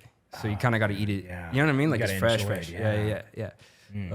So Denver's always a good time to us. And I think the people really respond to me there. It's overwhelming. Yeah. Like it honestly is the love that absolute strangers I don't know them, and they're just walking up, going on and on and on about this thing that I created. I'll never get used to it. Yeah, you know what I mean. It's a good feeling to have people love your art, you know, and that's and Denver loves us. Yeah. I love people from Denver. I still have some friends from Denver that I made randomly. You know, like me too. Yeah. It's like my boy Nick, bro. Shout out Nick. He sells clothes too. good guy. You know what I mean? A Yeah. couple of people they're good people. Yeah, honestly, there's a lot of good people out there, and I'm finding that out. At a young age, I may have been a little angry young man at the time, and I just had this idea that the world was not as simple as it seemed, and which I know it's not, but people, there's more people that are nice and caring and loving than I thought. Not. Yeah. It's true. So Yeah. it's really good. I think it also matters how you approach them, right? So Sure. people are reactive, and like you said something about my demeanor earlier that is welcoming, and I do try to be that way because, I mean, I think it's just natural to me, but also, I meet people where they are and have no judgment towards them, and just like show them love unconditionally, or just try to help them out, And I think when that's your MO, like that's your demeanor at people, people really respond to that and come at you in like a cooler way. Do you know what I mean? Yeah. If you're an asshole all the time, like you're gonna get assholes. Exactly. You know what I mean? But yeah, for sure. I think that's really important. It's like my mentality at this is to help them out, help people, and then find a solution to their problem.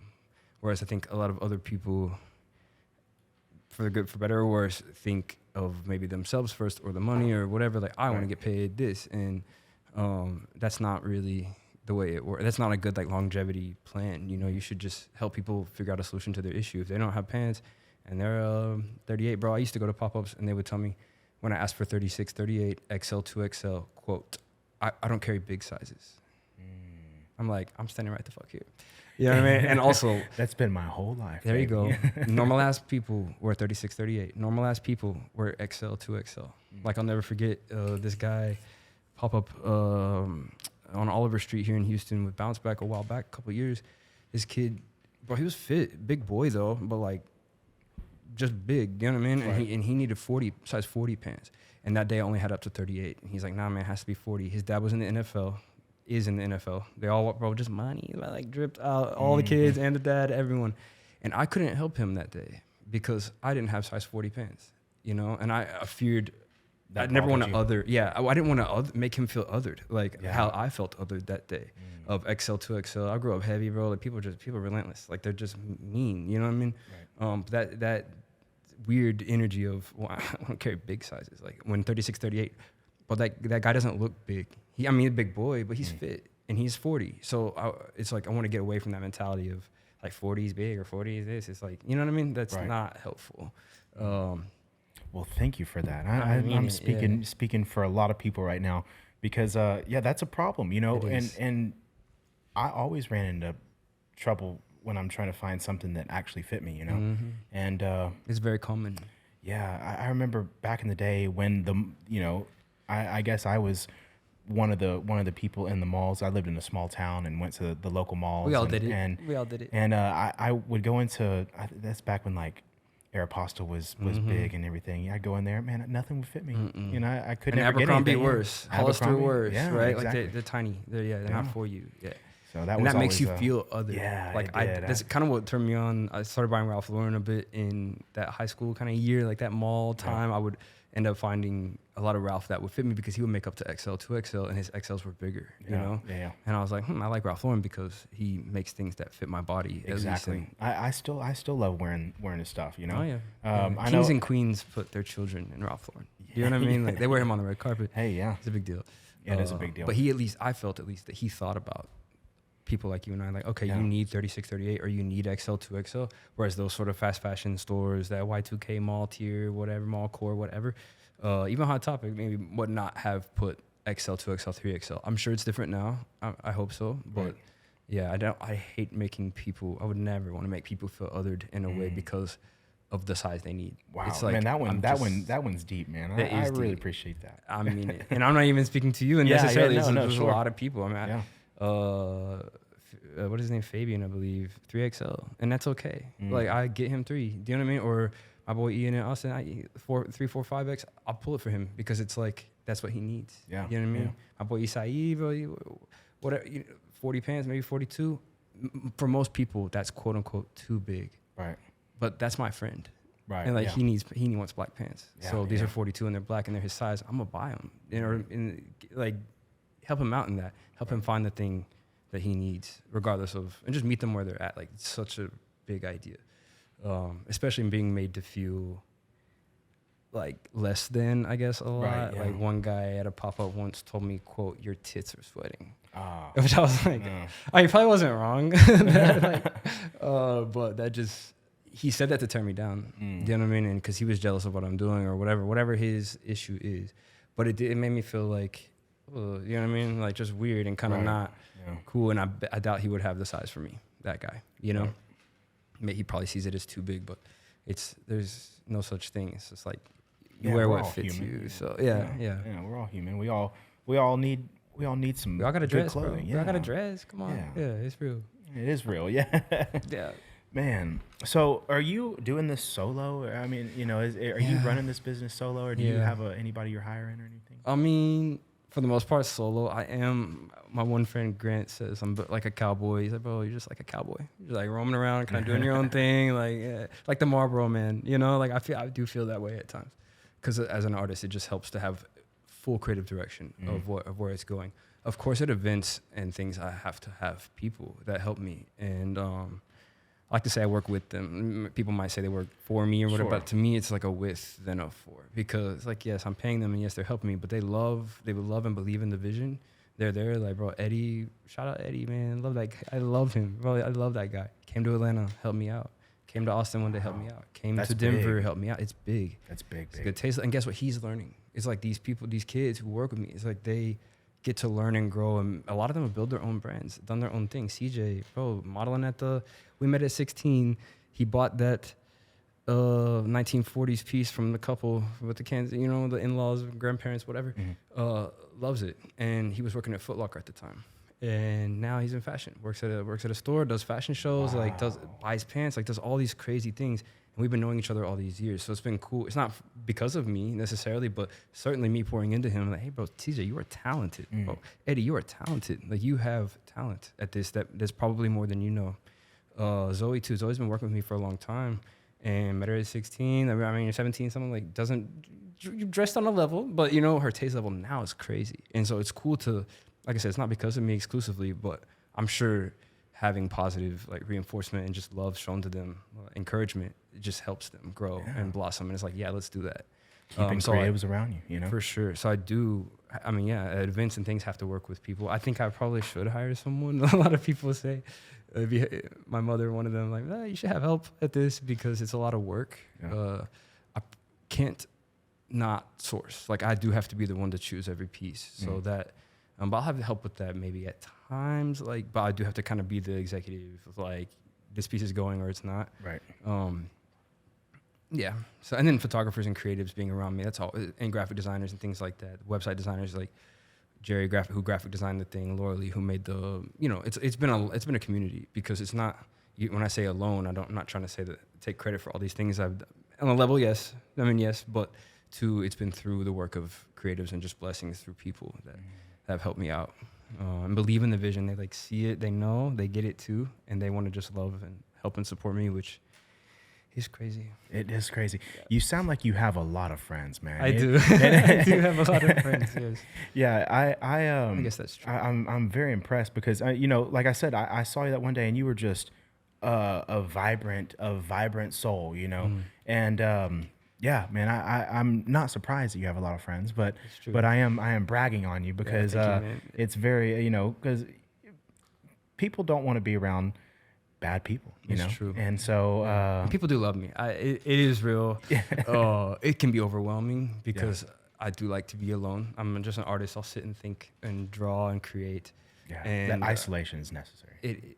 A lot of people don't understand that, but it is, I think, for a lot, you know, just creativity and things for me just to make me feel good. I don't know. I like just need to be alone for a while. Yes.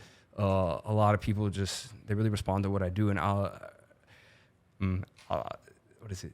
There's this guy named Alex in New York, Alexander. He's so cool, bro. Shows all this crazy shit. Couple 100K on Instagram. Like, he's doing it, doing his thing. And we met at one of these events, and he'll be in Houston, and bro, little famous people buy his clothes. Like, he's great at it. And there's this guy who sews for him. I forgot that guy's name. I have a photo of him though, and we met in Atlanta, right? And he's like, oh, because I had been giving Alex pants for his son. It turns out he has 2 sons, and I was like, oh, they're these size, these size. I just pull in the pants, but charge him virtually nothing. I mean, nothing. I was like, bro, you can just, and he would hand me money. And you know what I mean? But I was like, bro, just take him. My boy David, give him clothes for his kid. You know what I mean? And I met this guy who actually sews a lot of Alexander's stuff. He had heard of me. He's like, oh my God, like you're the guy who gets Alex's pants. He goes, bro, there's not a bad bone in your body. Yeah.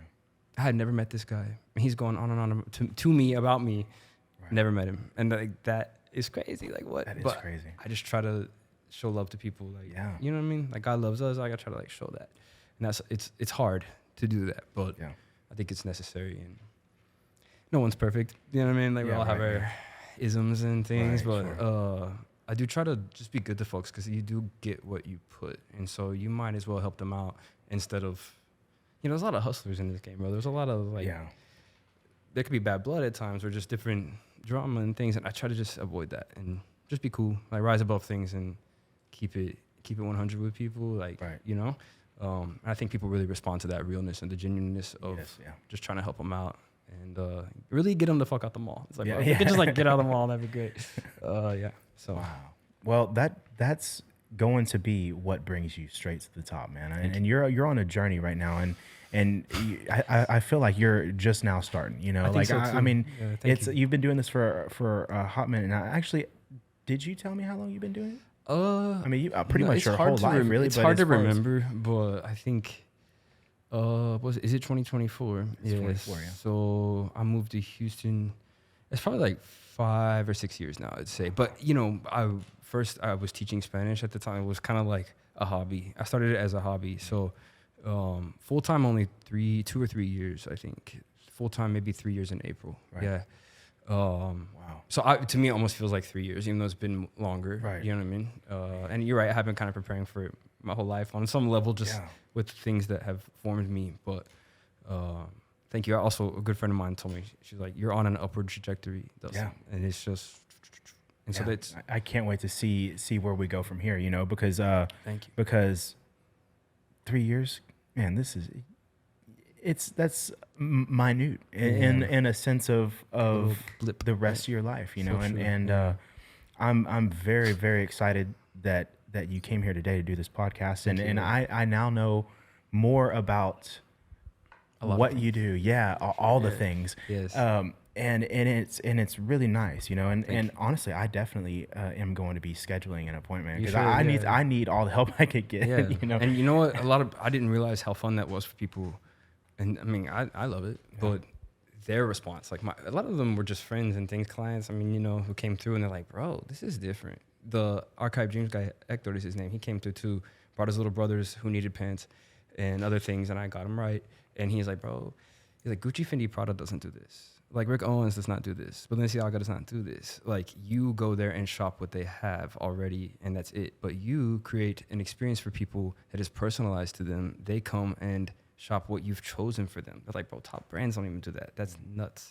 Because we were in the moment of like, should I charge for it or not, right? Because I'm a humble person. I'm always like, just come. Like I won't, bro. I should be charging stupid money for that. Right. But I often, in the beginning at least, didn't.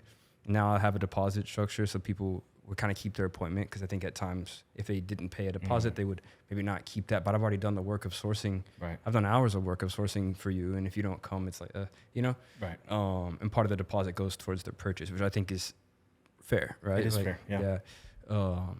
So it's been cool. Wow. I want to say too another thing, like in the future, just to finish that. Sure. Because if I'm on this trajectory and all these things, like I do love giving people advice. I think in the future I'd love to do some type of consulting thing because a lot of people have a lot of questions for me, and I do have experience at this, and I love to answer people's questions. I've done it for free forever, especially to my friends. Like, the logo should really be, or the brand, think of it like this or like this or like this. Sourcing, tagging, marketing, pricing, like all the flow of their whatever that looks like. There's a lot of people who ask me a lot of things, and they would pay me. Like I should be paid for that. Because I could do it for them at a level that would really make them take off. A good friend of mine owns a store here called Zen Blends. It's like a vintage shop, and they sell like smoke stuff. And right when I got fired from my job, she paid me to help her merchandise her store. And it's like she believed in me. You know what I mean? Right. It's like, Dustin, just help me out because I need the tags, the logo, the this, the layout, the selection, the fitting room, like how it should all look and be. And she took my advice and she was like, it was worth its weight in gold. Like that, your advice made me so much money. And like, I thank you for that, you know? And, but her money at the time helped me, you know? So it was like, I lost my job. I need to be paid. You know what I mean? And I didn't charge her much and she helped me. And it kind of helped me see the value of my insight. Right. I guess I didn't realize that before. Like people would pay me money to help them in their brand. And I would really love to pivot to also include that. Cause a lot of people ask and it's like, I do give freely, but you know, maybe one day some consulting in that regard, like how do I pop up? How do you choose clothes? How do you do this? What should my logo look like? What should my brand be called? You know, how do I solve problems for people and get paid for it? You know, or like how do I, whatever that thing is, I would love to help them in that way. You know, the more the merrier, honestly. Yeah, man, you are a creative person, man, and you're blessing the world, man. I tell you, I'm blessed by the best. You know, but that's it. Yeah, it's true. Yeah, that's crazy. So, have you ever thought about creating your own clothing? Yeah, it's a great question. Yeah. But I met this kid named Liam. Shout out Liam. Who knows how old that kid is, bro? He has to be like 9th grade max. I don't know, but he was this kid in Austin. He's like, just saying all this stuff because he made his own brand and making these clothes and talking about GSM, like the whatever the thickness of clothes. Is that what GSM is? I think, or maybe my DSM, or I think it's GSM though. I don't know, but like the square, whatever the weight of a shirt, right? And whether it's 100, 200, 300, like the printing the prototype and like all the intricacies that go into creating your own clothes. Here's this literal kid just talking about all this shit, and I was like, Liam, I was like, bro, you're going far. Like I don't know who you are or what you are, but like I can just tell you have it, you know? And he told me that. He's like, bro, you should make your own clothes. And he's not the first one. A lot of people have said that.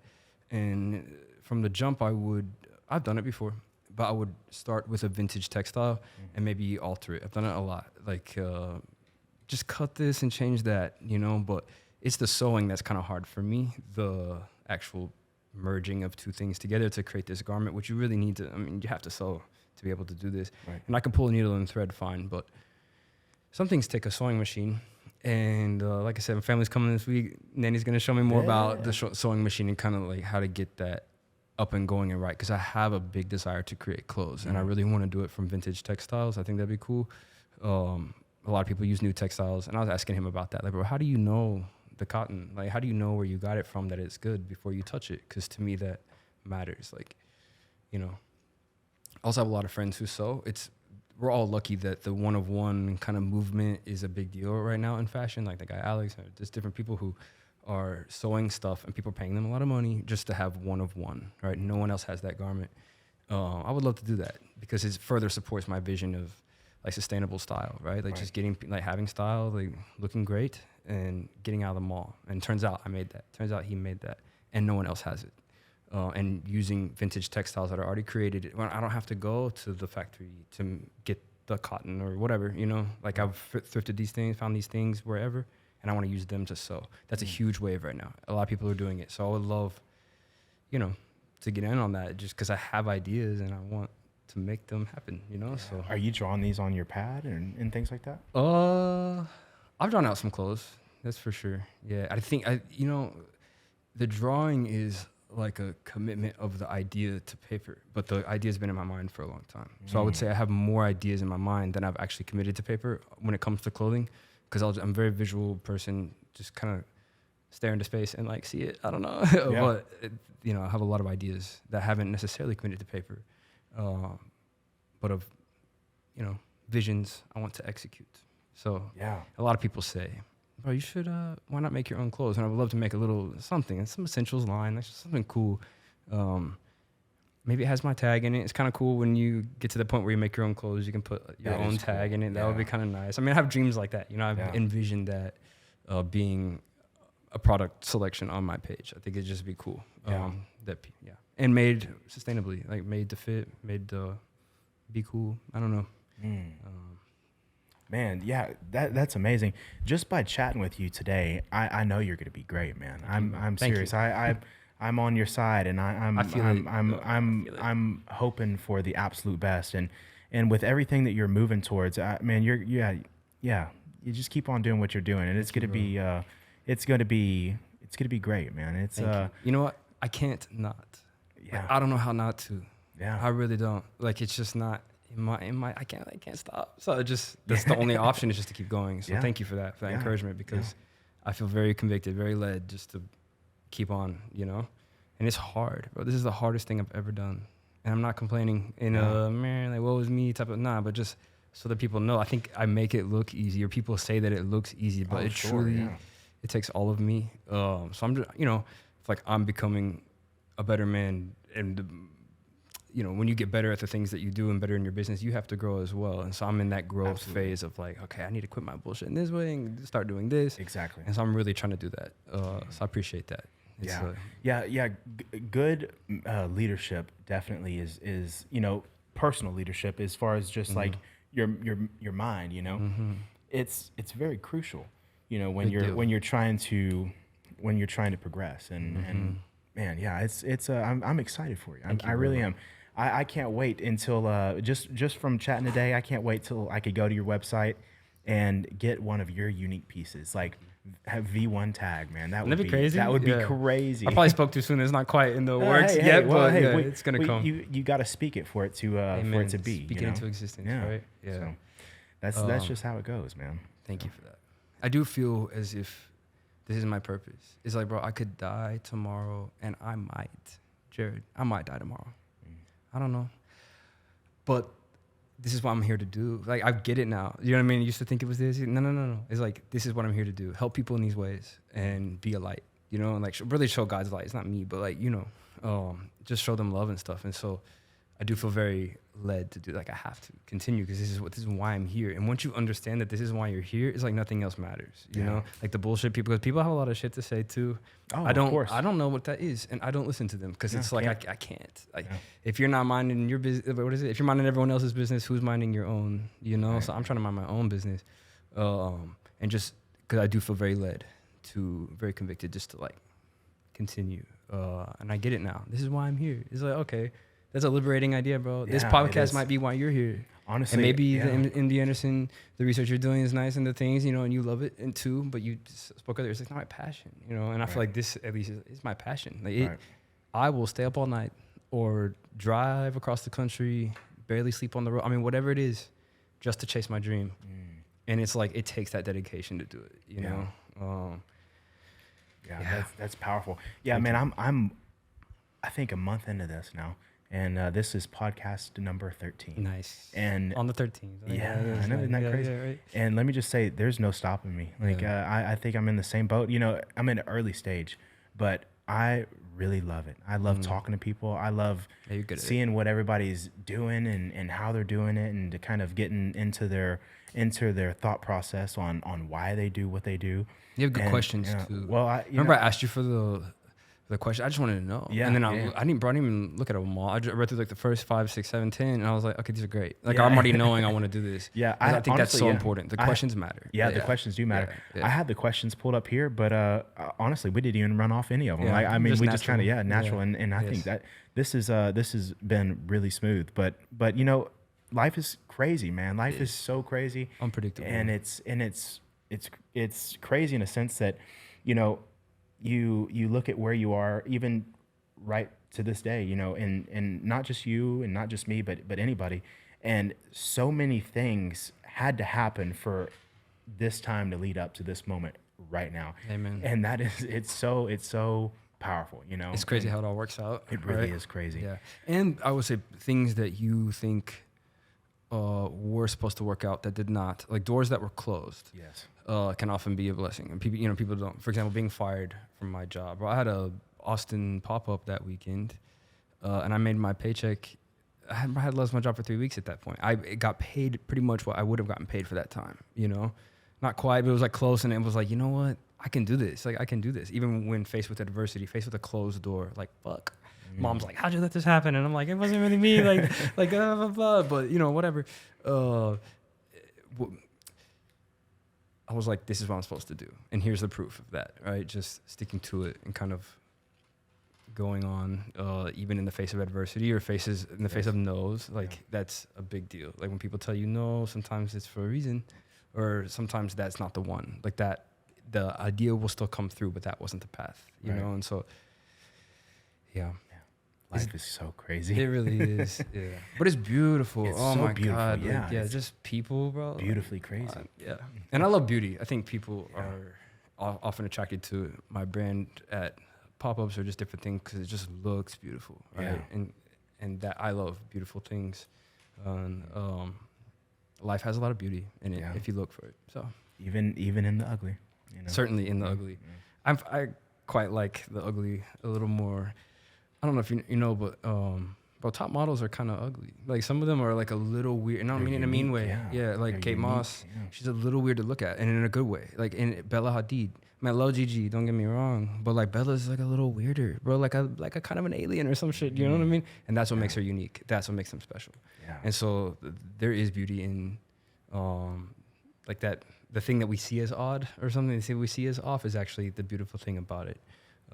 What's crazy too is I'll often at these events, maybe I had a vision and didn't quite execute. I remember in Austin this past weekend, the light bulbs never got screwed into the lights are up, Right. but there's no bulb in there.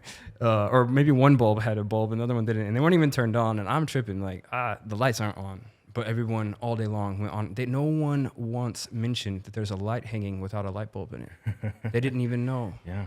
But so I see the flaw, which is, the light's not even on, not even plugged in. And they don't. They see that flaw as a beauty. Or like, oh, wow, I love what you do. And that's crazy to me because it's like, I'm over here in my head about it, but you're here telling me that what I think is wrong, what I think is ugly or off is something that you like about it. Right. And so that's kind of cool. It is cool. And it's funny that you say that. I went to high school with a girl who, she's a beautiful girl, by the way, and she has a little gap in between her tooth. I love gap. I love gap in the teeth. And all through school, people gave her some shit, but she is killing it now. Yeah. She's a model. She's living in New York. Like she's living her life. As she should, yeah. And, bro, nowadays people will shave their teeth to get a gap in there. What? Yeah, I've seen it. A couple of TV shows or whatever. Madonna has a little, a couple of them will have a nice, like crazy gap, and that's like why they're hired. Wow. Or is it Winnie Harlow? She's a model and she has vitiligo. Sure. It's okay. But people, because of her vitiligo, I'm sure she experienced negativity her whole life, and now she's top model doing her thing, and people hire her like for her unique look. And I love that we're at a point in our culture where we celebrate that instead of making fun of the kids on the playground who have a gap in their teeth. It's like you can't. Or for me growing up, it was that I'm overweight, bro. People, and people were really They have a lot of names, a lot of name calling, a lot of things. They made sure I knew that I was less than. Oh yeah, because of that. Same here. I caught hell from family, friends. Yeah.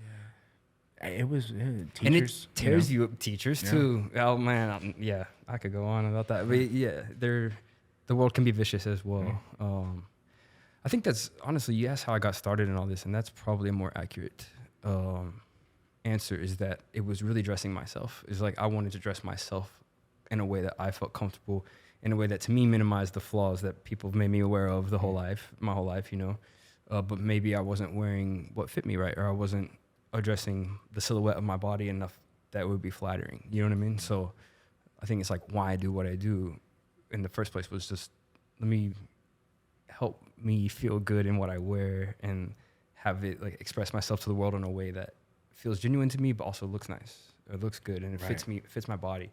And so now I help people do that. Like find their style that fits them, fits their body, fits them where they're at, in the colors and textures and things that they want to do without polluting. Like it's such a big idea, you know? Like, that is. Yeah, you fitting in stuff that makes you feel great.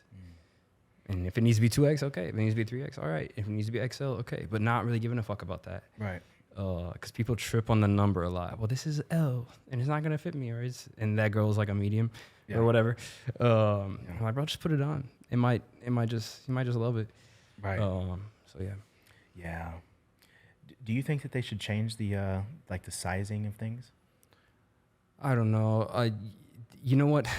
Here's a good answer. They don't have to change it because it's already so fucked up. It's like, it already doesn't really work. Right. And women's wear, I think, is particularly plagued by this, where, she's a 4 in this one, she's a 6 in that one, she's an 8 in that size or that brand. And it's like, it's not really uniform, I guess. Like girls who might wear a size 10 in vintage would maybe are in like a modern 4 or something, but a 6 fits them too, and then like a 8 maybe. But in this one, you know, and so they have a difficulty already choosing things that fit them because the designers, there isn't like a standard, or kind of is, but not really. Ralph's gonna be a little bigger. Hollister or whatever you were saying, Abercrombie, like smaller.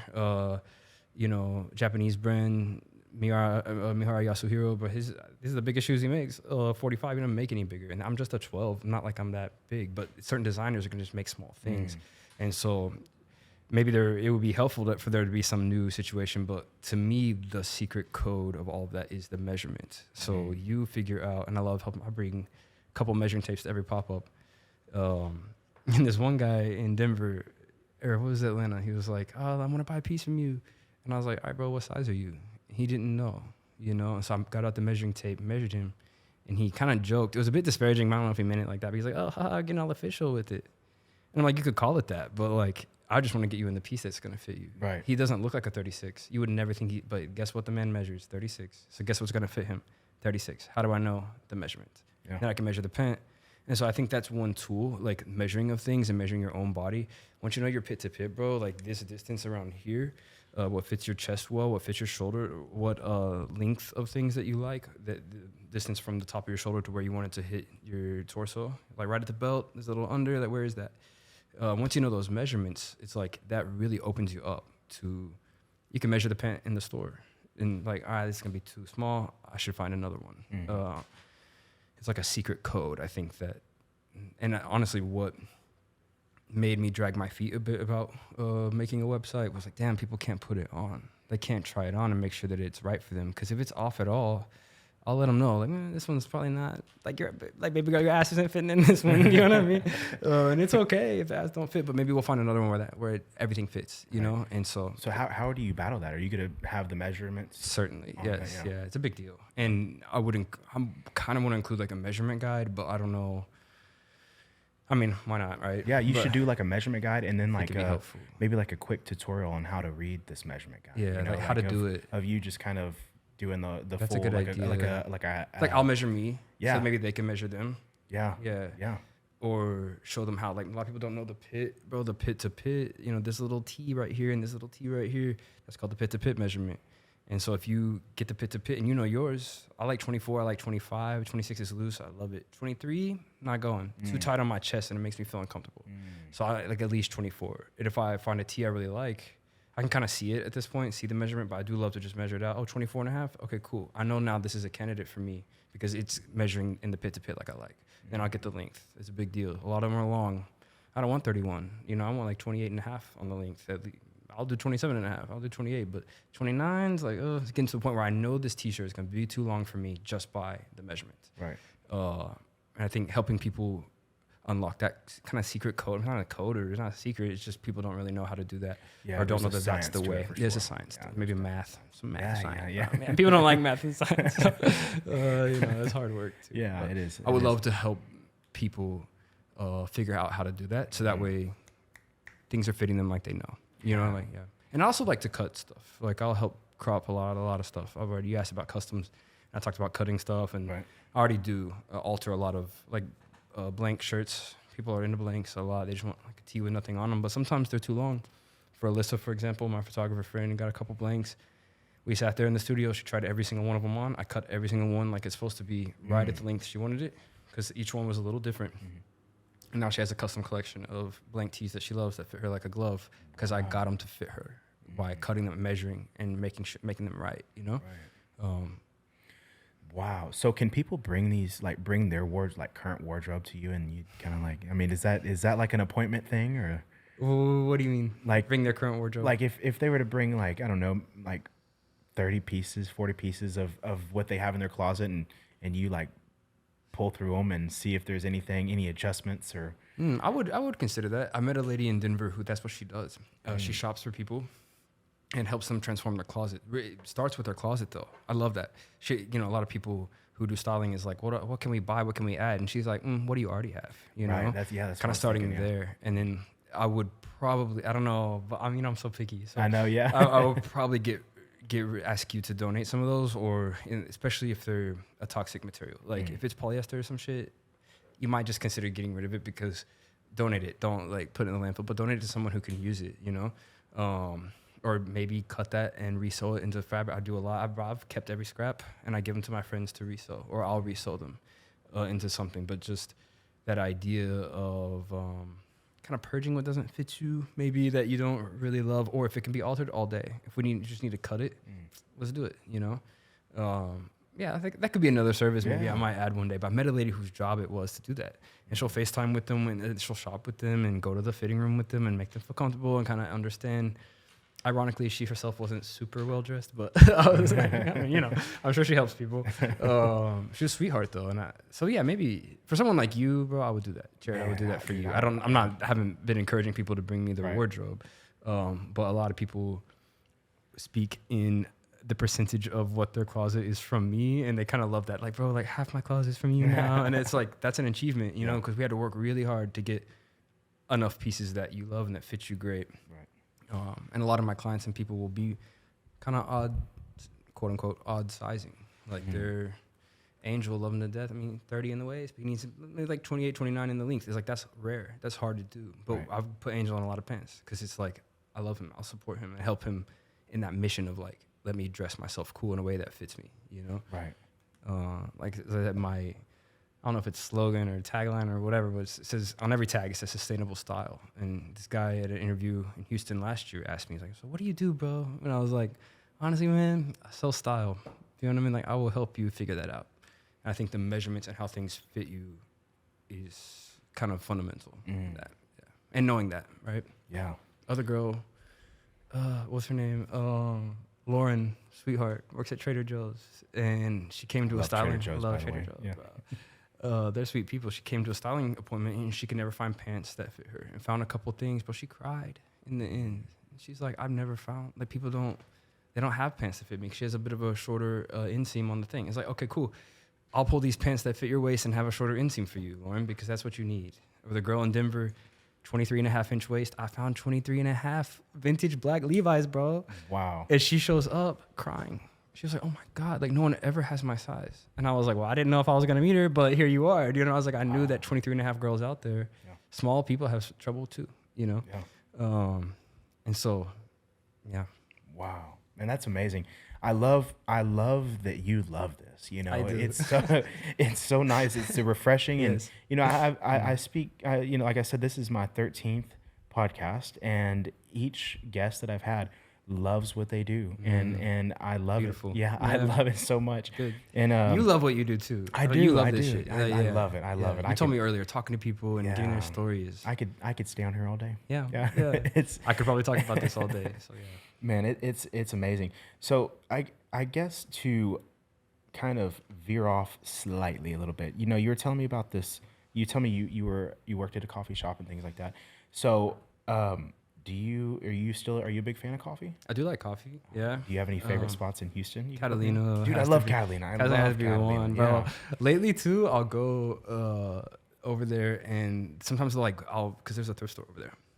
Sometimes I'll shop there, and like they might, like today, the girl there bought the 2 skirts from me, fresh out of the thrift, bro. She's like, oh my God, what'd you find? Because they know I have crazy taste. And so if I pull them, they're cool. And they're like, all 3 girls tried on all 3 skirts pretty much. And that's cool. The other guy's a musician there, fitted him for his show. He came to a styling appointment, bought my personal pants, some of them crazy. But he's 40 and shit doesn't fit him in other places. But he pulled a couple pairs of pants that they left happy, you know? They're good people. I really like Catalina. They're just cool people. The coffee's good. I also like Blacksmith. It can be good because their food's nice. So it can be a pretty good one. I'm into really people who roast their own coffee, because where I worked, it primarily began as a roaster. So they would just roast coffee for a lot of the shops in Waco. And then, how do you roast coffee? You know, there's a machine that you use. First of all, you would buy coffee green. So you would probably get to know the source, like the farm that they came from. A lot of them are South American, and a lot of them are African. There's some Indonesian coffees. There's, you know, coffee from all over. But you would buy it from the farmer green. Like, it's a green little coffee bean, not even roasted at all. And so when it gets to you... So this is new to me. Oh, really? Okay. Yes. Yeah, so our roaster, JD, at Pinewood, he's a good guy. It's a very kind of hands-on, mechanical, technical work because you have to listen to there's like graphs and I don't know all the intricacies, but there's graphs and things, and if you burn it, it's off.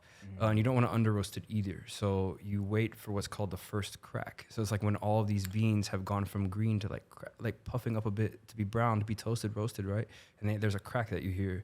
And then there's a certain time frame after that. All the roasters are going to know what they do specifically. Like, I don't know the intricacies of who roasts up to win, but, it also matters on that bean. Like if it's African or if it's natural processed or if it's washed, which it means like when they get the coffee berry off the fruit or off the plant, if they wash the berry off, it's called a washed one. And it just tastes, it's cool. But the natural ones, they left the berry on and it's just like kind of wild, like very fruit bomb crazy. And so if it's natural, you might roast it a little different, or if it's washed, so you would really take those intricacies into consideration and then roast for the best that's for your shop and for your clientele and like what they like. Catalina roasts their own. It's called a Maya, the coffee roaster. And so that means that every espresso shot they pull, they know, like they did that. And that was where I worked. Whether we did that, we knew, I know that, Burundi's coming on. I know that like we have this, whatever, crazy Rwandan coffee coming up because we would kind of, be hands-on in, someone else isn't roasting for us. It's like they're doing that in-house. And it kind of feels like what I do in my business a bit. No one's choosing my pieces for me. Like I'm choosing them. You know what I mean? And so like, having that control over the final product is nice. And I think Catalina does that best. If I had to say. I didn't know all of that, but I still loved Catalina before I knew. And I would go and I order one of each espresso. Oh, wow. Yeah. I also have a flight there. I would just get one of each too, bro. Okay, but let's talk about their pricing real quick. Yeah, it's so good to you. Extra shot, 75 cents. Bro, some shops want $2. Exactly. And then they make their own syrup, 25 cents. Some of these other places, is Monin, which is some brand, out of a bottle, and they want like $1. I mean, $1.75 or some stupid shit just to put a little vanilla that you didn't even make. You didn't even make the vanilla, but Catalina's gonna go 25 cents for some syrup that they made. Unbeaten, man. Honestly, shout out. Yeah, shout out Catalina. I do love them. Also, the vibe's cool. No Wi-Fi, and they love it. They love it. People are like, "What's the Wi-Fi?" I don't even think I've ever even thought about getting the Wi-Fi when I go over there. I hear it a lot. Like these people were like, "Yeah, I'm gonna work at Catalina," and then they're like, "Oh, we don't have Wi-Fi," and then they're kind of like, but. It's by design. They want you to talk to people and just kind of be in the moment there. And so every time I'm there with a friend or a colleague or whomever, we talk and talk it out. We're not, doing things on our computer or on the phone or whatever. It's a very good place to connect. I love how they go out and take photos of like the front. There's like always people vibing, sitting down, drinking coffee. And then they have like I don't know if it's official, unofficial, but a car meet. It is very unofficial. Yeah. But they do have the car meet. Yeah. I mean, it's not them. It's actually separate. But yeah. I feel like it would probably bring in good business though. I think so. I don't know. I've heard both ends that they love it and they don't. But I thought the same. Maybe at least, if nothing else, it brings in people.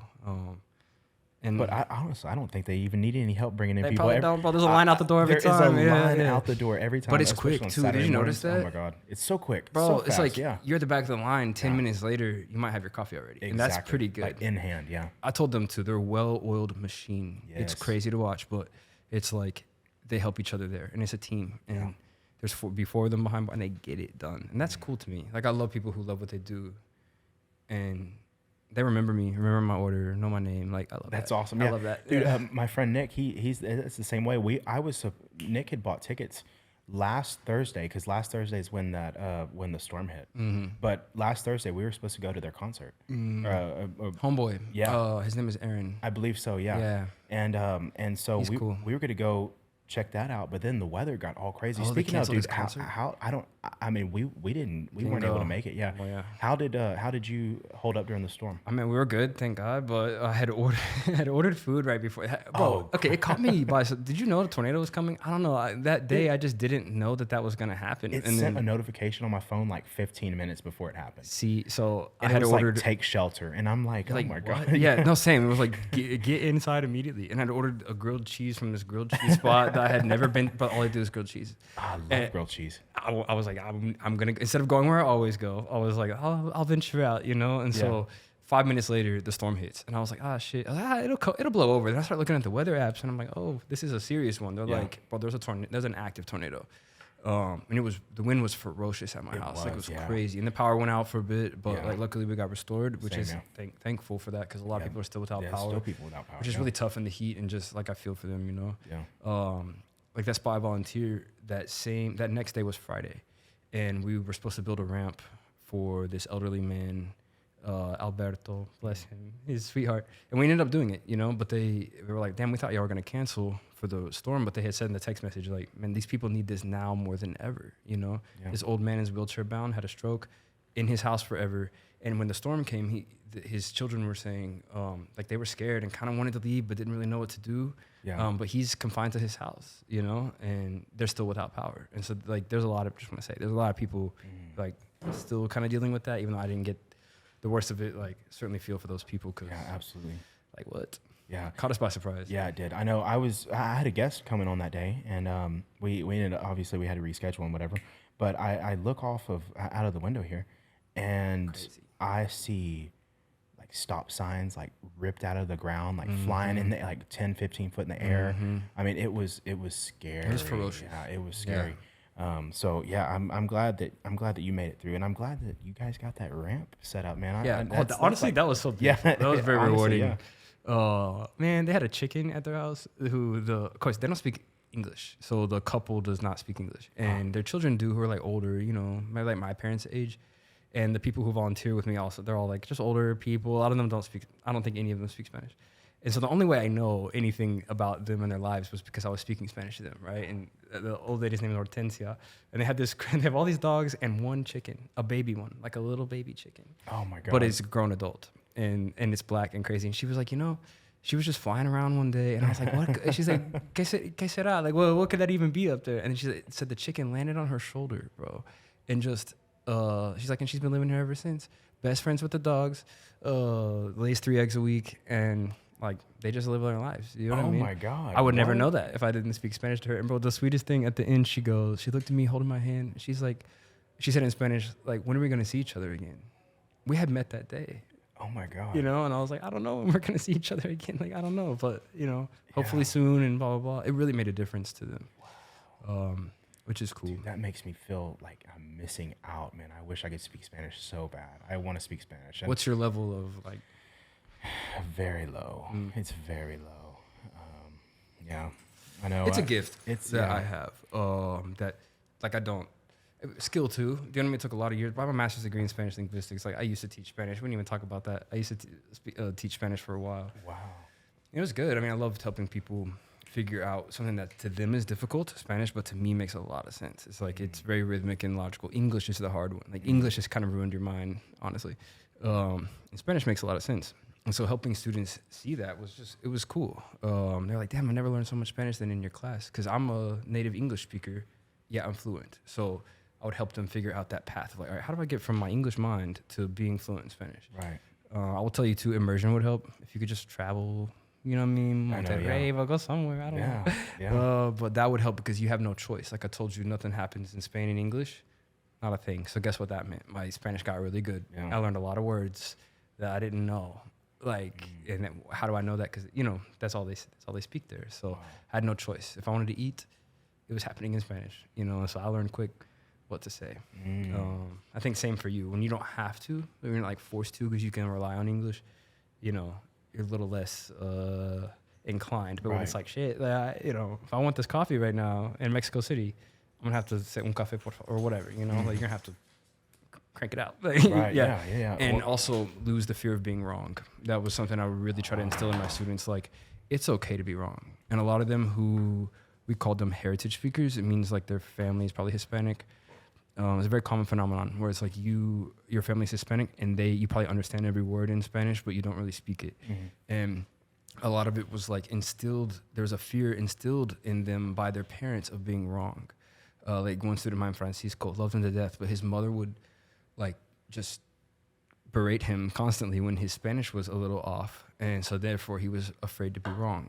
And it's like, but you have to make the mistake. It's okay to make a mistake and just simply be corrected, and then you'll learn. It's okay to be wrong on that. You know what I mean? People will probably understand you anyway. But I think a lot of that resistance or the hesitancy or whatever that word is, inhibition, if you will, is like, I don't want to be wrong in this. But it's okay. Like, it's okay. You hear people speak English wrong all the time, and you know what they're All the saying. time, Yeah, yeah. and you forgive them. It's actually kind of cute. You know, at times, you're like, they said the word wrong, and it's okay. Same for you on that. It's like, you can get there. I think losing that any fear that you might have at all, that's really common, of being wrong or just not saying it right. Right. Yeah, just gotta drop it. Fuck it. Who cares? There's an art to everything. It's true. Oh my God. Also, I'll say Spanish has been instrumental in my life of helping me, communication like bridges doors or opens doors to bridges cultures together and stuff. So there's a lot that I've experienced only because I speak Spanish. And without that, it would have been lost to me. Like the chicken story the other day. I would have never known that. Dude, speaking of my grandmother, she used to have a chicken when I was growing up, and she loved that chicken so much. Yeah. She would paint the chicken's nails. Yeah. That's amazing. Wow. Do you remember the chicken's name? Oh my God.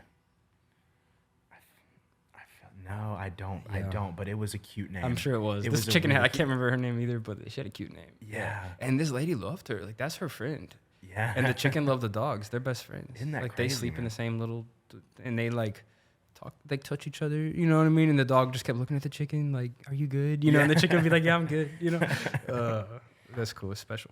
Yeah. I'm totally gonna have to ask her what her chicken's name was again. Oh yeah. God, that's gonna bug me.